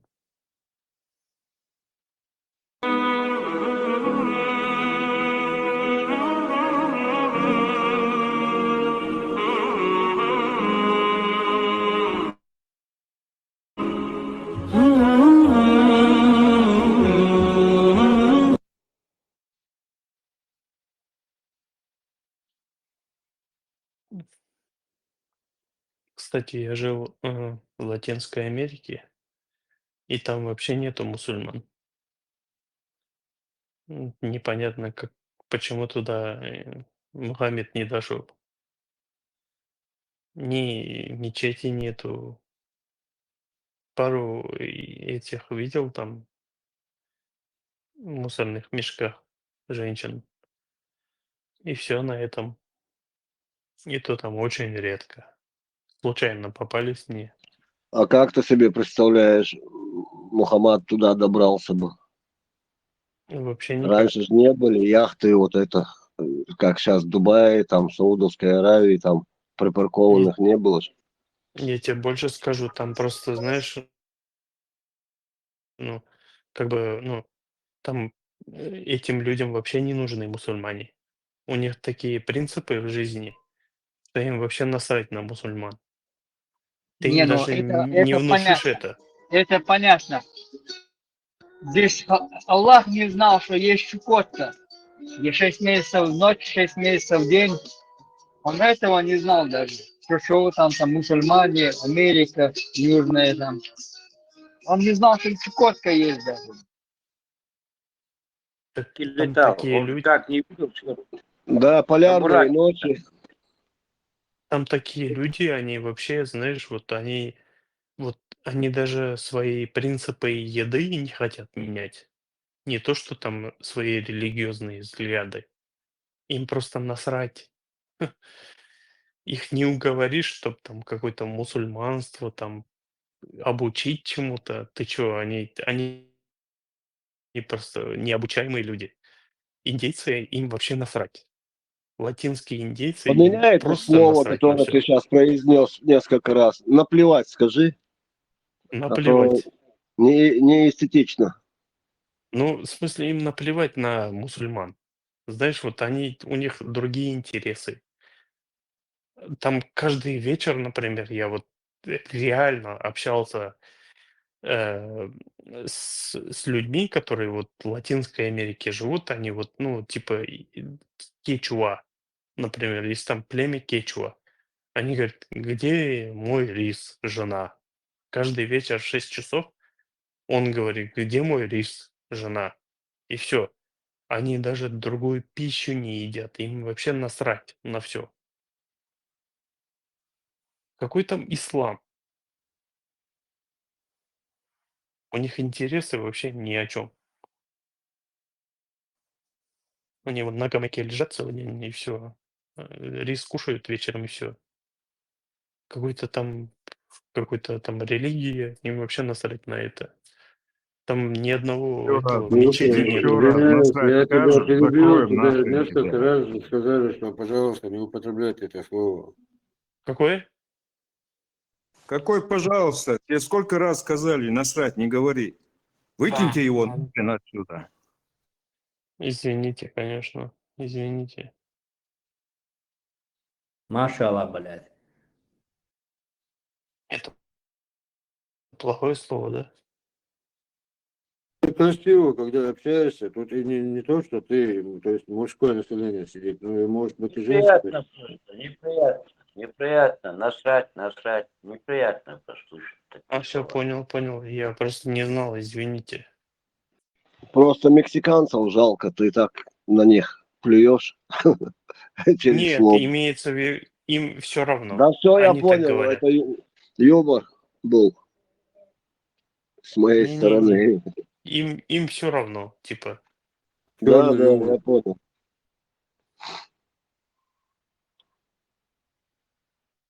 Я и хорошо как бы с ними общался, как бы близко. Они говорили, что им все равно вообще. Они не понимают этого. Это как дико для них, Было понимаете? не в Латинскую Америку, не в Гватемалу или там Мексику куда-то туда ехать, а сразу на Гавану, на Кубу. Вот там мне нравится. Да, По барабану, короче. По барабану. Да, да, да. Я в Мексике, я в Мексике пожил 4 месяца. не страшны даже снег и зима. И 1 год в Латинской Америке пожил, в Эквадоре. на Кубе самая большая продолжительность жизни, которая, начиная с 6 лет, там дети ром употребляют, едят креветки в океане, моются, плавают, что там еще, ром пьют, сигары курят. И больше и дольше всех живут. Ром, короче, $1 стоит. Ну, стоил, когда я там жил, за пол-литра. Человек, который отдыхает, живет возле моря там, он отдыхает, у него нет проблем там. Поэтому они долго живут, наверное. Они не нервничают. А все болезни от нервов. У нас тут все нервничают, на нервах сидят все. Вот поэтому у нас все большинство смертно здесь, умираем. А все болезни от нервов. Все болезни от нервов. Там, Вот поэтому у короче, нас сейчас... есть такая Всё, я... штука, называется Эль-Ниньо. Эль-Ниньо, такое природное явление. Короче, когда Эль-Ниньо приходит, у них потоки океанические, они в обратку идут. И у них, получается, гниет все, что в океане находится, все гниет. И из-за этого вот эти люди, которые в прибрежье Коста находятся, они пошли в горы в Латинской Америке, потому что побережье Латинской Америки, оно туда в горы уходит. И они поднялись в горы, и вот эти люди в Латинской Америке, они как табуретка выглядят, по сути, как бочка. Вот женщины и мужчины, у них такие широкие плечи, маленького роста, и они постоянно, короче, ну, как сказать, они целый день ничего не делают. Они лежат на гамаке, кушают рис. Ну, рис, он такой заполняет себе живот, и все, ничего не делают. И вот этот природное явление Эль-Ниньо и заставило, ну, типа они, у них тело изменилось, так сказать. Они стали низкого роста, широкоплечие, у них легкие увеличились. Они поднялись в горы, и им нужно больше кислорода, получается. И вот такие широкоплечие, ну, как бочка выглядят люди, латиносы. И вот со временем эволюции у них такое изменение произошло в теле. Ну, они в основном все, даже кто в Кости живет, они постоянно лежат в гамаке, и тут покупают, например, одно яйцо в магазине, и там с ладонь рис покупает, и еще что-нибудь к нему. Вот это готовят, покушали, и все. Все за $1 в день. Вот так живут. И не двигаются. Постоянно лежат там. Очень медленные люди. У них есть такое выражение маньяна, то есть завтра по-испански. Если тебе латинос скажет там маньяна маньяна, то это означает никогда. Если он тебе обещает, что завтра придет, Если он тебе сказал 2 раза завтра, то он никогда не придет к тебе. Потому что нам лично интернет подключали где-то 5 дней. Они говорили каждый день, когда мы звонили, они говорили: "Завтра, маньяна, маньяна", и все. И они никогда не торопятся. Очень медленные люди, спокойные, ничего не делают, стараются не работать и стараются там на минималке жить. Вопрос. Так я, походу, думаю, что ты оттуда, да? Ты там в Калифорнии живешь? В Калифорнии или где это было? Я в Калифорнии, да, живу. Жил в Латинской Америке до этого. В Эквадоре жил. Как там?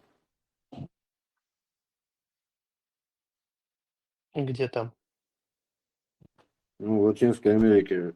Ты хочешь сказать, что там плохая жизнь, что ли? Не, нормально.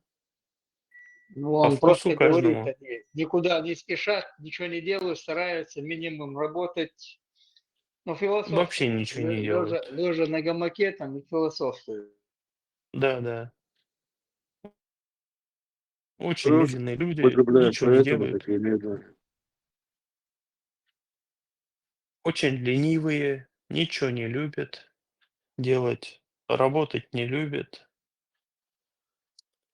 Пойдут, сходят, рыбу поймают, там что-нибудь $1 в день заработает, им для этого все достаточно. Больше ничего не надо. В 6 вечера рис покушают, все. Значит, у них условия на жилье, значит, хорошие. Ну, Социалки и там, так далее, тому как там жилье, подобное. там палаткой хватает жить.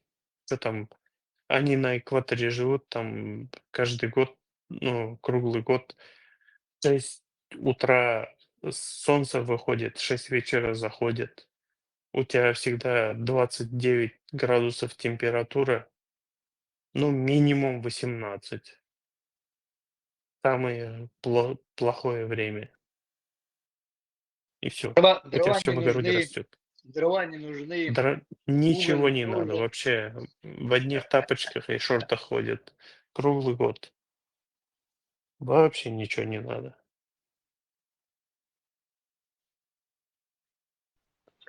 Минутка политического этого блока. Короче говоря, вы, наверное, обратили внимание, новый президент Трамп, он так зарится на чужие территории, столько всякого наговорил, но ни разу как во время выборов, и когда он уже занял Белый дом, ни разу он даже не заикнулся про Кубу. Вот это очень странно. Ни разу не заявлял, что Кубу присоединить к Америке, 51-м или 52-м штатом сделает. Ни слова про Кубу он не говорит. Вот это странно. А что он в прошлый раз говорил, когда был президентом? Освежи память, я просто не помню, что он в прошлый раз говорил. Это же уже сколько лет прошло. Я помню, например, он популист. Он просто говорит, что-то там пытается Не, сделать. это мы знаем, что он из поп-культуры. Я говорю о том, что вот сейчас, вот эта новая каденция, он теперь 40, какой там, 7-й уже президент. Был 45-м, теперь 47-й. Вот он столько всего налево-направо, пафосные, непафосные, разные речи выкидывал, кричалки разные кричал. А Он про вообще Кубу ни ничего не слова не делает на сказал. самом деле. Он Про вообще Кубу ни ничего не слова не делает. сказал. Нет, я говорю, про Кубу ни слова не сказал. Как будто ее и нету. А она для всех президентов Америки после Джона Кеннеди, как Фидель Кастро с помощью Никиты Хрущева захватил власть, там революцию сделал, бельмом стояла у всех, как кость в горле, у всех президентов и у всех, скажем так, на тот момент, как их называют, это правительство Соединенных Штатов. Оно у них как кость в горле было, а тут Трамп вообще не упоминает ни разу. Уже сколько дней жду, когда же он обрушится на Кубу со словами. Ни слова не говорит, зараза. А ты где живешь? Ну, точно не на Кубе, к сожалению. Я в Украине живу. А, слушай, ну, он ничего, он там Илон Маск больше сделает, чем он, на самом деле. Илон Маск ничего, ни черта не сделает, поверь мне. Илон Маск сейчас это временная игрушка для Трампа и для Вот, некоторых фигур, которые да, стоят за ними. да, да. Вот Илон Маск больше действий сделает, чем Дональд Трамп. Он еще первые 100 дней какие-то эти подписи подпишет, какие-нибудь там законы издаст, и А ты все. знаешь, что Илону Маску отказали Без в разницы. финансировании? Трамп все это дал ему, весь карт-бланш, поддержал его, а закон Америки отверг, отказал ему Маску. Вот в прошлый раз было то же самое. Когда Трамп пришел, он первые 100 дней какие-то там движения сделал, потом после 100 дней он для особо богатых людей упростил налоги и ушел. И вот то же самое будет происходить сейчас. Он сейчас вот какие-то телодвижения будет делать, вид, как вот с президентом Путиным что-то договариваться и все такое. И то же самое будет делать. Вот поверь мне, Я он даже популист. без твоих слов уверен, что так и будет. Они во всех странах всегда начинают все Они фекалии выливать обманщики. на Они обманщики. предыдущих Любой, предшественников. любой президент, любой там работник правительства, они все обманщики. Они сейчас всякую дичь наведут, и все. Он для себя какие-нибудь налоги впишет, и все, и уйдет. Он же понимает, что ему 4 года только. Эти 4 года как пуля пролетят, и все. В свое время Ульянов Ленин таких назвал политпроститутками, Да? если ты слышал такое. Да. Это политика и есть это, не зря же говорят, грязное дело. Это люди продажные, кто больше заплатит. Я думаю, даже на Тверской в Москве и то, как это, девушки, вот эти эскортницы, у Честный. них больше достоинства, чем у политиков в Да. современном мире. Более честный. Так и будет. Так и будет. Ничего не изменится. Политики всегда врут. Сэм, давай теперь дадим остальным слушателям, чтобы поговорили, а то мы заняли тут втроем весь эфир. Да, конечно. Вообще. У меня Vezir, уже 10 сальнешь, Маша, дольше. 4 часа утра. Maşa, Hristiyan huyu. Ибраим, хажарио, да я это, Машу. Вначале ты посмотрел. Надо до конца посмотреть. Это новое движение, юкс. Христиане и это, духовенство мусульманское, короче, объединение ешь. Хрислам, обозначение ешь. Набул был бог, шбух. Это священнику бисмолдюш, хазарил, коча зарил с церкви. И когда на вертолетах мы сели обратно в Моздоки, я, будучи мусульманином, автоматически перекрестился, что вот такая была ситуация. Курсная верность, бача куча. Ну, да, сейчас, подожди, Оксан. Хубар, ага, Ибраим. Сам курсная верность, без хулитеш, бари куча. Басар.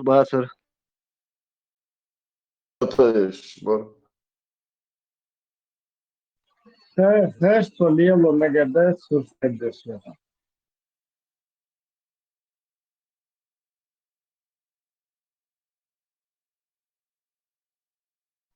Права человека. Бари, Чувство, это Что защищать садиком дады? Sögüm hatım seher tamu. Kıyıç telefon te var şey bre. Сам оскорбление чувств турсадчиков. Степа, это из Шамбахча долча. Знаешь, что-то последние вот эти пару дней уже как я телевизор шел, Цацхумш я слышал. Берш бубош, да? Уже хакот шляты.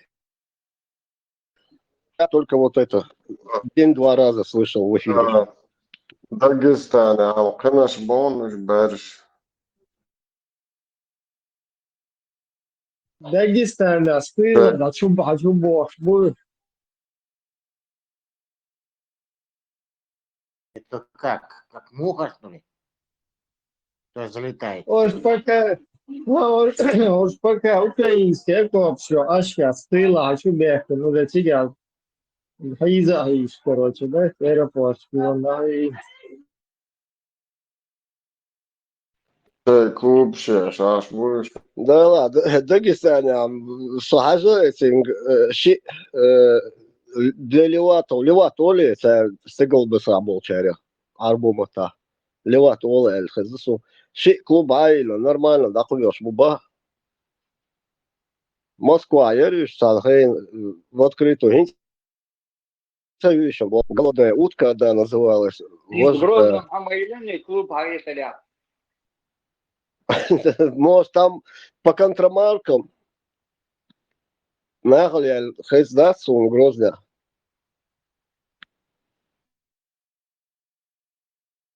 Халявный вечеринки не он по ширикату. Не видел.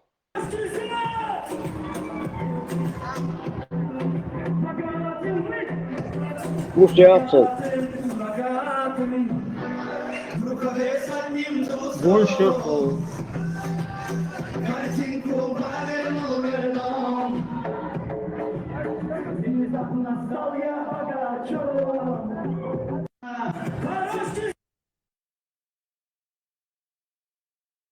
Степан, ламы, да? Да. Herkese вечеринку.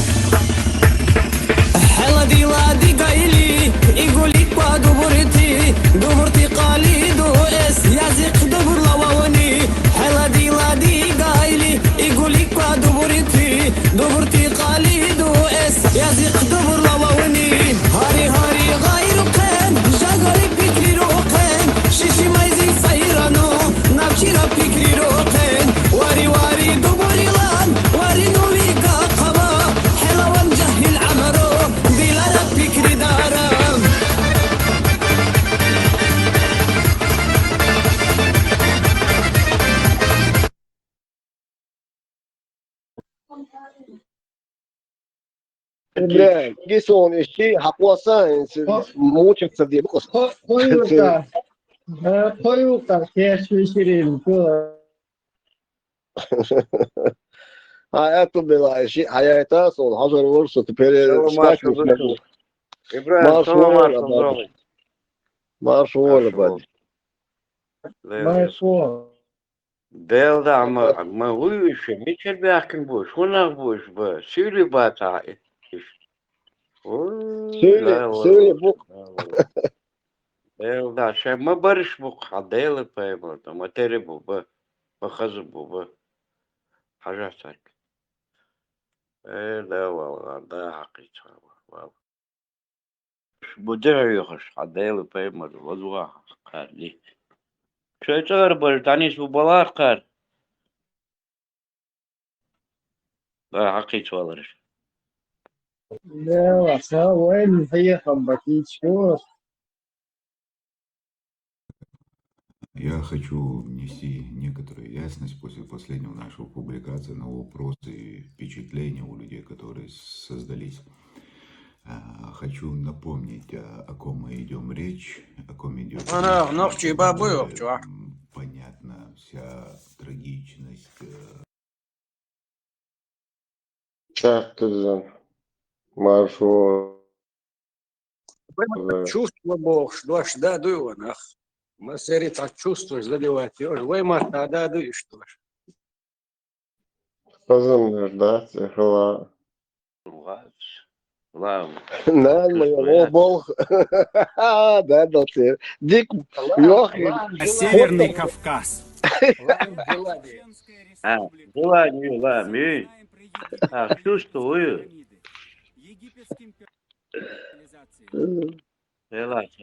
Чувствую. Маршал Луна Сергей. Чувство. Синхам Бушин чувство. Синхам. Там просветление, аючек. Просветление.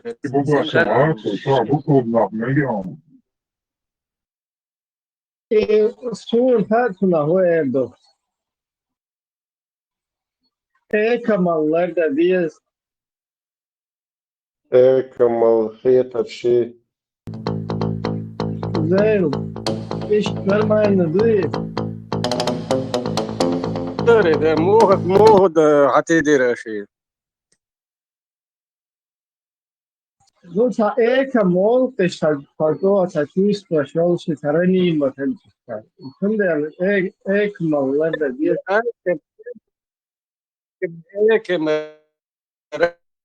Они да, что дегбами эким вол тагах. Чувствуешь, чувствуешь, сахаздат, чувствуешь уж. Het загуглить Денерос, Ибраим, чувство Бога, куда Ниса и Ларонсу, сын Хаамаш. Загуглил я только что. Да, иштридуешь. Не сорду. Muğasin haam. Сын Хаамаш. Сын Хаам, да. Чувство во множественном, сын Хаамаш.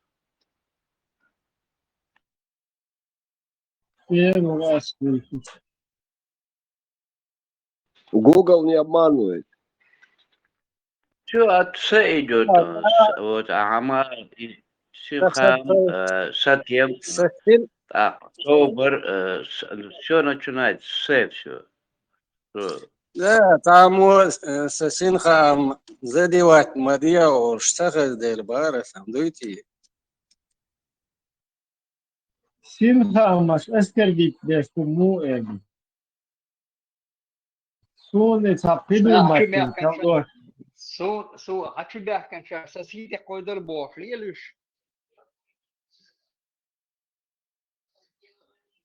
Да, тигаси, да, мадайте, и электу, что, короче, сосиска, ты макейдба. Это у нас сосиски, да?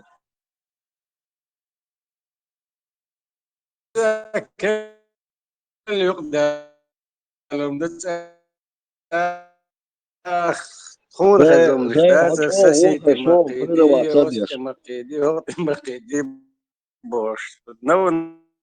Нововведение.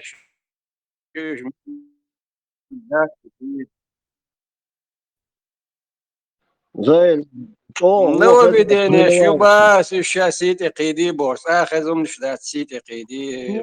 وي قودامك شمت خياقامك سعوي. Пещере чё?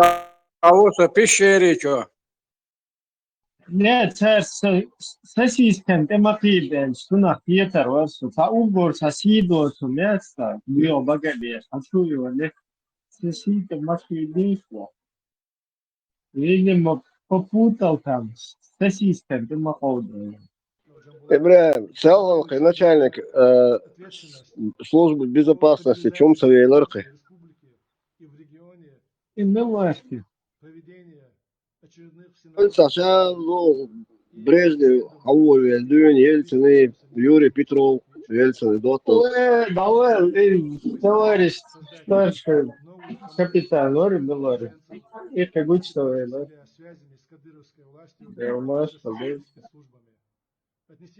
Да ладно, сталкер чуор васартия, хахьяцития цер, вянчер. Даже мол, само доллар цер, сагум шлюч. Чо, познаватель, гум шлюч. Да, шамит чикчи, вين пойди, он дохш. Лати зацигер. И спутник сейчас он тебя следит, если 9 эшелонов, бахя, спутников. Да, вот из-за этого опером надуется, постоянно преследуем, да? Лёшцева, Хол, Хайл, Ибраим. Шизофрения, волк. Человек, который постоянно думает, что его кто-то преследует. Кстати, внимание, величие тоже туда входит, как и преследование. Наполеон был. У нас, по-моему, 3 в одном там было. Да, да. Его еще я хочу, что ты целосун. Человек решил, хуярить, джинши, церс, общаться дешек, что ты хуяра. Да, ну, еди. Да, ну. Да, Да, ну. могу пошла. Ну, уже 2 дня не наблюдал ее. Может, тоже уже в контакте она. И ее надо было как раз вот с этим свести. Один С полковником Исаевым. Да, один мысленно твой. Да. Вот, у нас с ней бицар. Я уже думал, он начнет с Никиты Сергеевича Хрущева, цигар на уль. А он начал просто с Горбачева. С Андропова, по-моему.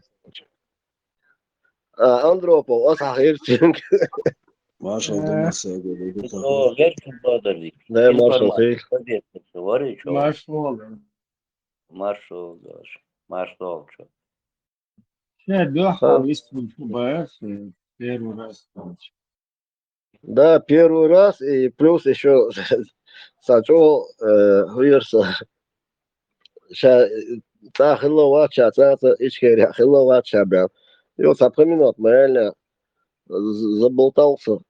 Он один на Гвенчана, меня один на Голш, он один церу, встречал Орша. Юрий Ворфтигас, Юрий. Юрий Петров, Петров Юрий, друг Бориса Николаевича Ельцина, официально объявлять тебя, что он отцой. Все шеф молчь, верно. Сейчас присутствовал один, да еще царши, борцу, царь. Но от слова до слова, шадик запомнит, динча, борцу, память, дикелша, может, ходей хенер, сагу, у меня тут 56, уже память меня покидает. По именам, отчествам, дикам хабуйцер. Да. Тя целовал, а мел от одно. За уши любой он притягивает, доцик дует, притягивает за уши просто в тупую. Видишь, ты за ворох. 95-й год, все прослушали твой турбючхена, Юрий Петров, все начальник вол, короче, все шеф вол, вот сейчас, гамел дешхена, шадик запомнить дешха туда. И вот я дурцин, гамел дин, больше, хатер дыркас, 95-й год, я худя шоры, хатер стин, бьёч синца, я том больше. Юрий Петров, лично друг Бориса Николаевича Ельцина, и хашеф, и начальник службы безопасности. Худя шорсига, работа такая, что не да, видишь, такой шоры на вас. Сунде реалирован сталкер возил он. И это было сталкер возил. Jo, Melore, независимость, молодцы, объективно. где просто декцию, да, тут сталкеры погонял. Да, я понял. Ну, примерно, Цацагергера, можно. В любом случае, Цан Академия, я что тебе был, шусующий. Тот по космонавтике, а этот по линии КГБ. Тот по аномалии, короче. Да, синий тетрадь был, Америка, организация. По контактам с вот этими иноземными Неземными цивилизациями. Да. Инопланетными цивилизациями. Да, сталкер, а что я диком ходил сырым, должен мол хоть разгрузить этот день. Ну, что, слишком сверхчаплох, бутыль, сразу онс, может, Да. Волноваться, да волну пекар. Саум хат шек, alles echt hier смерть. Бутыль, мои сразу он выскакивает, уже на боковую, видимо, да? Да. Там нам бол биржа с чистой совестью. Не, сум, приход, мацеты, вообще, слышь, один что молит там. Суна, так, видели, что я сюда, да, вы гуляли сразу, короче, там я вас дой. Шун аккуратно, Джим калца, что плотно калды, что сразу раскусить. Да, равнись, ма. Så тогда честно, Алектионе, Мартион, Тюрксо, уже меньше половины десятилетия, веловели. Кей шварт даризом бэрцу куза. Шварт чистишь, ну бэр дахити. А меня-то старого волка не обманешь, я знаю, где полный, где половина, где треть. Из двух шесть бойсу.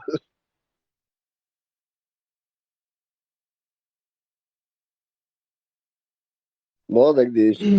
Бюсон, тыкнешь на он Тишенберг Лирцин. Он на нас много времени потратил и не заметил часы, что магазин уже закрывается после 11. Да, нас чипировать, бояль, уже уэльный школы задуматься без мокула. Санао, Свордич, Кока-Кола, да? На полном серьезе дают сворон на ост. Сталкери, Гергер, Шич, Веласа, Херори. Дают шух Кока-Кола, Момала, Бэрцу, жидкий, изон, чип, шон, специально. Хаз их, где ее контролируют, вон собос, да? Сверх так, урбюсь, Санао. Çünkü sonuçta Lazer'da koyuyor. Kıvazır zit direkt soteşsin. Ama neredeyse Coca-Cola. Ma dikto asoni hem bin eldo короче. Hayvoy şerge da Allah bayartsız. За рекламу. Пользуюсь случаем. Всем объявляю, Coca-Cola не пейте, там чипы. Да, чип, что один, наоборот, прокачать теряется, что ли.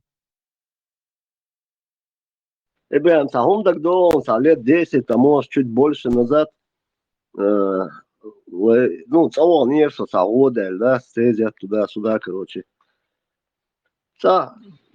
Короче, дючка ума, да, собол черешт. Весь слышишь, больше, эрвелла, мохивел, весь слышишь. Он один зубной пасте, Колгейт, он один фреши, зубной пасте, сникерс, марш, есть мегаряс, хаки жид, юцарят, туда-сюда. Цари дючка, на полный бойкот, короче, честня. Это бусовочная хармину, хаки основывать айнюш, хаки жид, юцарят, туда-сюда, совсем курбюш. Das уже гордина, изибе, дюч ума, да, все, кца интерес, я сам дом, нету ни интернета, ни телевизора, ни радио, ничего нету. Нас уже асовели, ба, что чего он, чик, ба, дуйбол, что, Колгейт, Хрионин, ладно, что, так он чухватин. Стихаря, Марс, Никерс, Юшер, бон, что,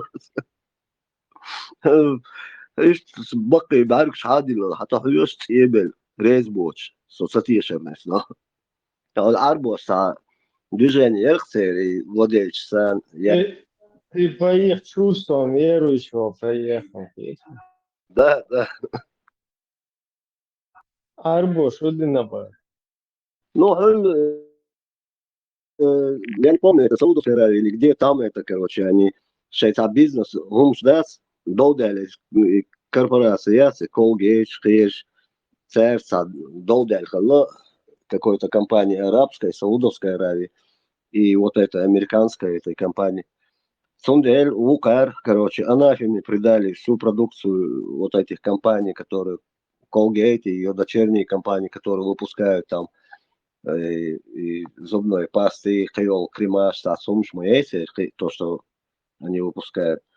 Уж бусолш на гангарам, потому что хаки сауны использовать, я считаю, в добавках, да. Короче, это даже не то, что там по всему миру объявить сэр, для мусульман, что это запретно. Так задумал, это лет 10-15 назад, халилуха. Да, ладно, что они за шарикат педалировали, это много будет. Сейчас аудовым элму, оли арбош. На больше они не способны. Вызываю на мобиль. إيمان صادر صنوي صنع واسطوانير إبراهيم موريتاني سمية صح قابت أين هاتوية Это мудро. أربعة شو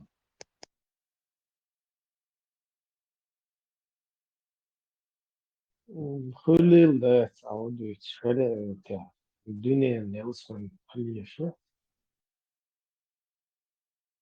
даже я цаха сатюахч я أصلا في الموت دقيقة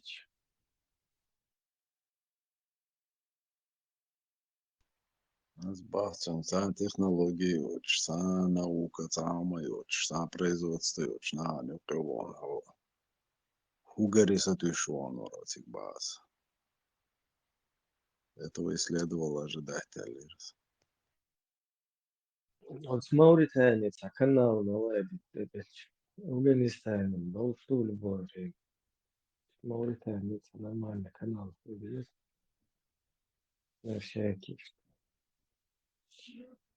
Эскобо было شادوی چون تچه قول شو بسوق سكرت شد تكهز في مسؤول نوقع Да, Ибраим, что хай сервис Джим расширить или Мавритания, или Афганистан, что на выбор, Судан.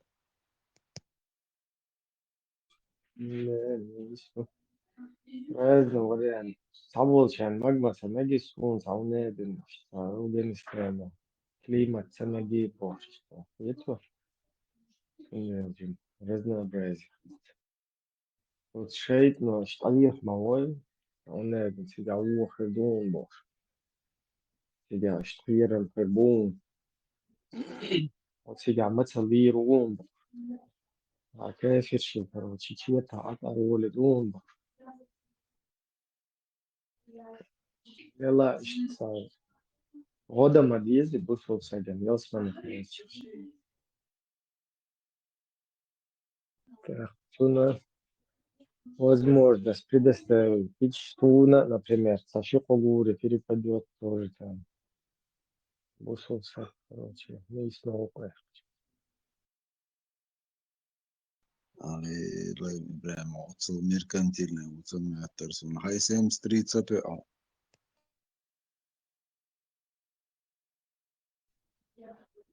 Отцул, моя. Интересно, имейл лушайна. Гури дай сапо да ищу. يدير حقيقة مش سايزون البورزو إيش أصحاب شيء هو $800 لعبوا يدعوا الشلاق يجوا غوري هو проблемы все равно гордый на ноль хольши. Бойцов заставляют драться в Рамадан. Бойцы-мусульмане должны драться в Рамадан, даже если они соблюдают пост. В противном случае они теряют свои шансы на победу. Об этом заявил глава UFC Дэна Уайт, отвечая на вопросы о том, почему россиянин Магомед Ангалаев будет проводить титульный бой во время священного для мусульман месяца. Если у вас столько бойцов-мусульман, и никто из них не будет драться во время Рамадана, то что же произойдет, когда они будут чемпионами и так далее? Нам нужно проводить бои. Если ты хочешь получать шансы, то тебе нужно драться. В исламе запрещено наносить удары на лицо за исключением случаев крайней самообороны. Участие в боях без правил считается недопустимым для мусульман. Лицо верующего должно отражать свет веры и милость Всевышнего Аллаха, проявляясь в его человеческой красоте. Следите за... А если нету этого, то, что ты говоришь, проявлять лица Нельзя, ислама, что Лютер, тут делать? Лютер. Типа, Тажим чемпион Уайлд, Тажим. Энуашлиетен, Султа Юхдицарду, Юх Арефета Марха Эб, Хажта Вахшан. Нормально. Обнулиться. И все. Atbilst ainlu, когда даю. Хакер, мягкий вот. Все, конечно, списано. Если иметь деньги, 10 то это тысяч. частенько. 10 тысяч Адельчан. Он обнулиться надо. Заработал там пару миллионов. Всегда он за 10 тысяч кинет печаль. Нормально. Наверное, слен мауэр дацана. Аю.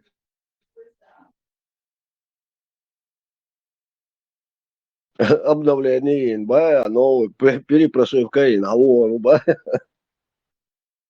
Да, то сброс муя полностью. Сбросим, очистить. Да все до заводских настроек.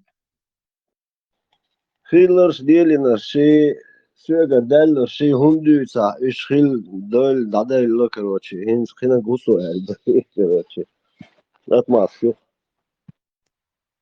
جيش قدوخ حدو حوش سان سريونا وانشتا شو مشتوقة قوية مرچ уже кто омега дертик. Чемпионом Хасу Милу. Его не обойдешь. Энцало, ну-ка, куда? Пломбя швари, энцало, ну-ка, Хусейн был. Вот этот чемпион.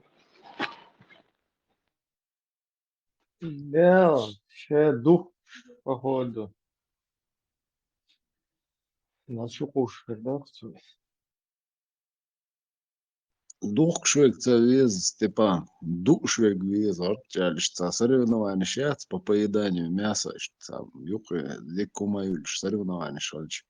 Что мюрч гулу и нохтер омега дертик. Да, сборная команд, конечно, яри мощнейший. Да, мерч нормально. И да, знаешь, он нормально, декстройно. Законно. Разминка моя тебя, разминка, я че полный, я хатса шла, концерт. Так, юка, ишь не брем. Я отдак, да, эрту, хатса. Та ши что раунд дел ши ситуация ла от между раундами перерыве да то что да зикр гобекан и иногда худита йода талет магердерти.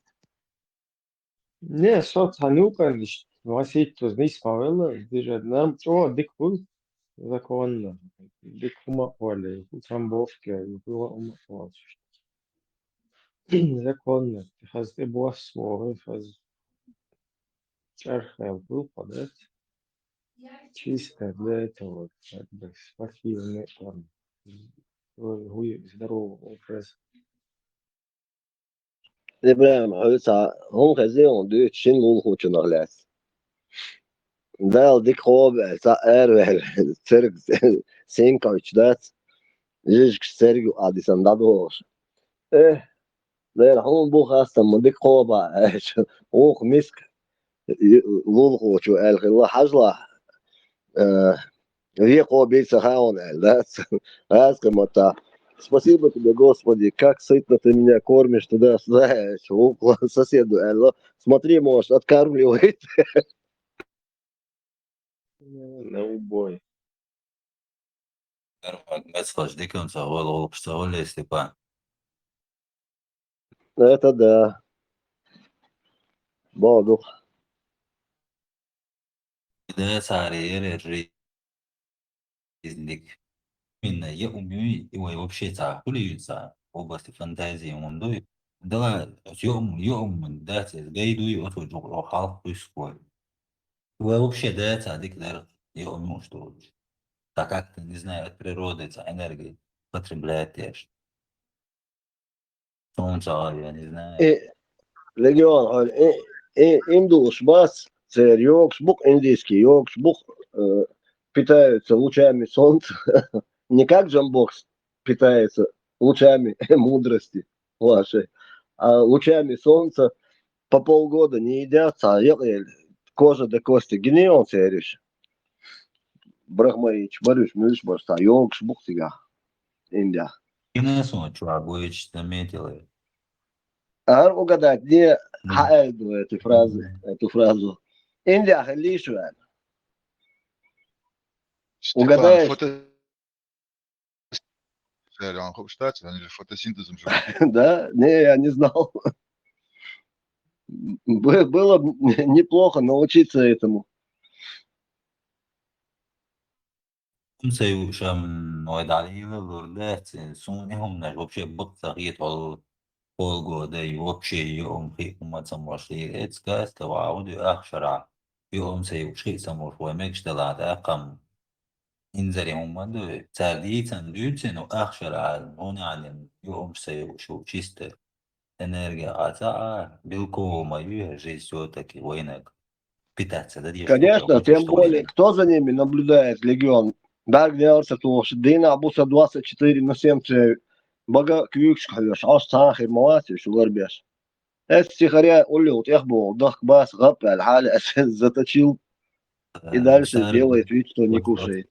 Вот Индия дегду им ина вот царь из Астурия за праздник дела царь Иисус дик наблюдает на царь интересен день не все древние их бандош из-за хаяжна сомела современность Астурию аюйтин качу إذا شهور ما كده شاعر ومقدح كورقنا كيس نشتوش ومقدح كورق المقدح كده تلو وشو دوغي وشو كوجش بيت ساري مالا ما ساري وشو كيرتش صوت أشهر وقع ما سبيشينا يدربني واربو بس دربني واربو يعني مش دعوة ساري وتخيشوا جانجا بوش تابيو خيدو درجن دوش توصل درجن دماغ دو لقات أنا تعوني أجين سبيجي نتسهس متعيلهم نشوف واسن زعبالي وتعوش ومتا مينش سوشين دور بو تعوى رزن بو نوا لگیون عدوش دو موق دخ کی تونسا دویزون دخ کیم دو قزا موقم داتش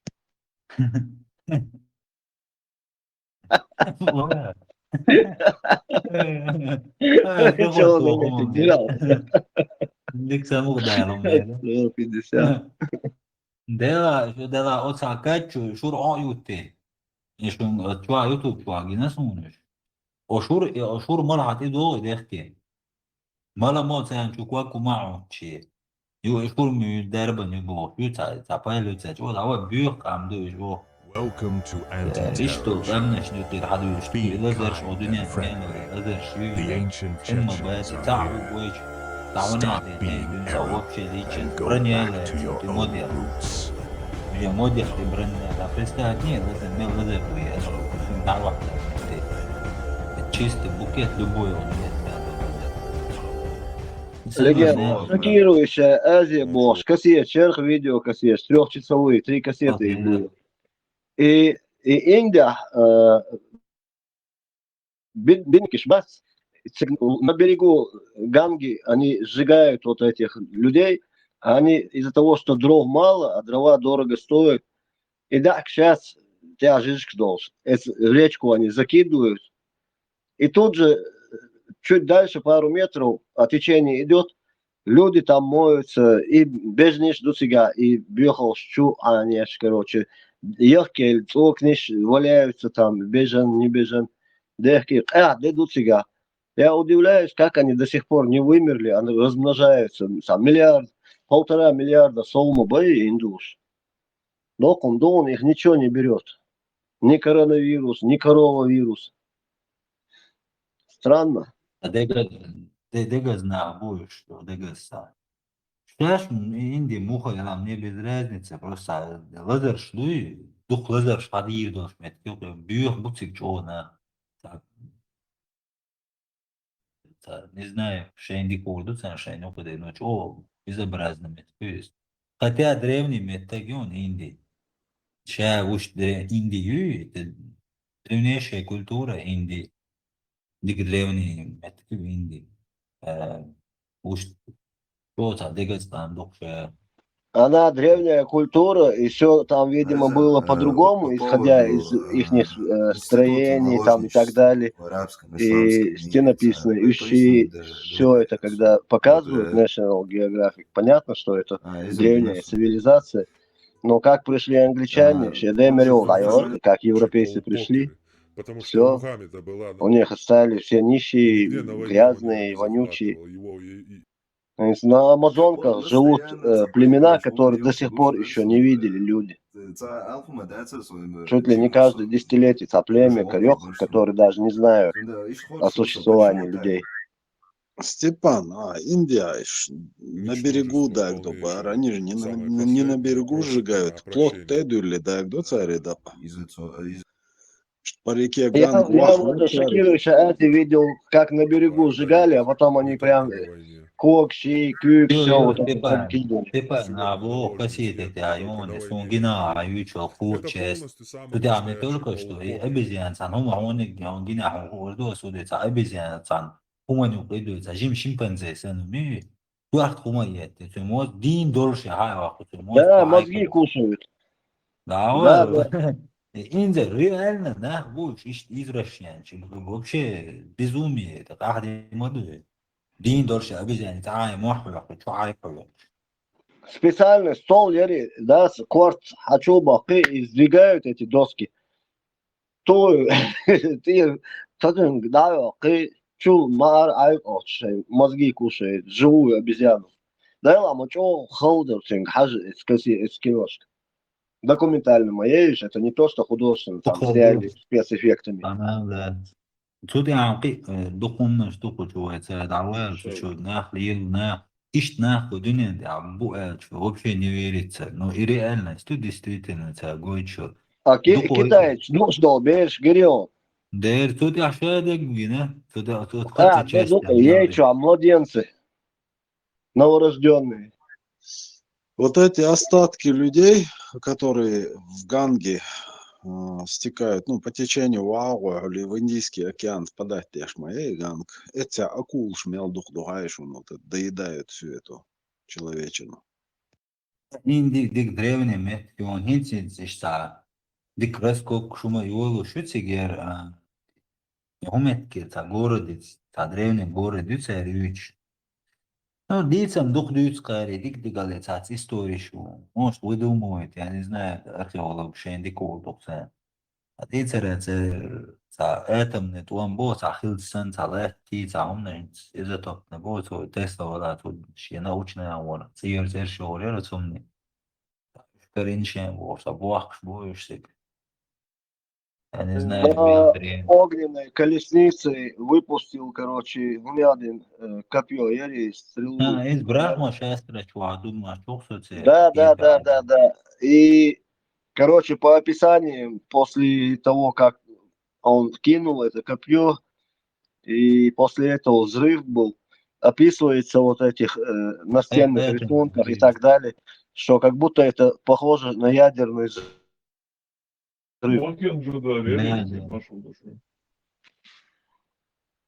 атомно завещался.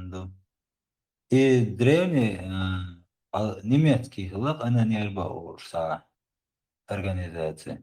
Это царь увлекается именно и Тибет, и Индии, и древней культуры, сейчас это мистические у нас, что и Легон, ишь макиснер, ишь Вайдолчига, Кавказе. На гору Масук они поднимались, и увидели Кисловодск, Пятигорск, Туауэр, и Гяс, и Масук, о, мясо, Сейчас пещер Люх, смотришь, это Синция, Альбиоч, Томбо, Второй мировой. Они занимались, и они, наверное, ютчо. Они именно оккультными этими, Гималая, Шуиш, Цига, ну, короче, везде они, и в Индии, где их только не было, и в Африке, и в пустыне Сахары, Массанал, Лилш, Баркаш, они изучали. Багдадиш должное немцам надо отдать, вот этой расе немецкой. Что касается технологий, вооружений и очень много всего научного, Шадек Сергер Хадиан Духоин. Ну, современный человек. и атомное оружие, шаек, мелло, движение, охяж, шаца, меллинен, гдуй, озревни культуршка, о, набрать тагиртануш, именно это. Муардон, хум дуй, иракиеч, меллинен, хум ученыш немецкий, сухайна. Ойлич Второй мировой, он был белчин, все уже, он полностью в Европе, он был в России интеллектуально сильнейшая армия, немецкий, на тот период времени. Там американские армии, ну, и вот дуня там, в то время, ту армию современник, хан Сухайна, прикладываешь, автомат шош. Filmая немецкая армия, махала сильнейшая, просто и ракетчи, хумша до конца, я цакинаешь, فيني على زريعاتهم نعروج شيء ده كان سايش وستأمي عقيني أتسارش رسينتي وترير صح شيك ويوش رسيني غتنعيديات عشان دو على عشان تقول قلتوش كردوكم دو تساليحين من أنا نيربايوي تفوها. Легион, вот благодаря вот этой секретной службе, которая занималась вот этими всеми чудными чудесами, делами НРБ, они очень сильно помогали своей армии в этих технологиях войны и так далее, истории. Они все изучали, вот эта организация. Цинсан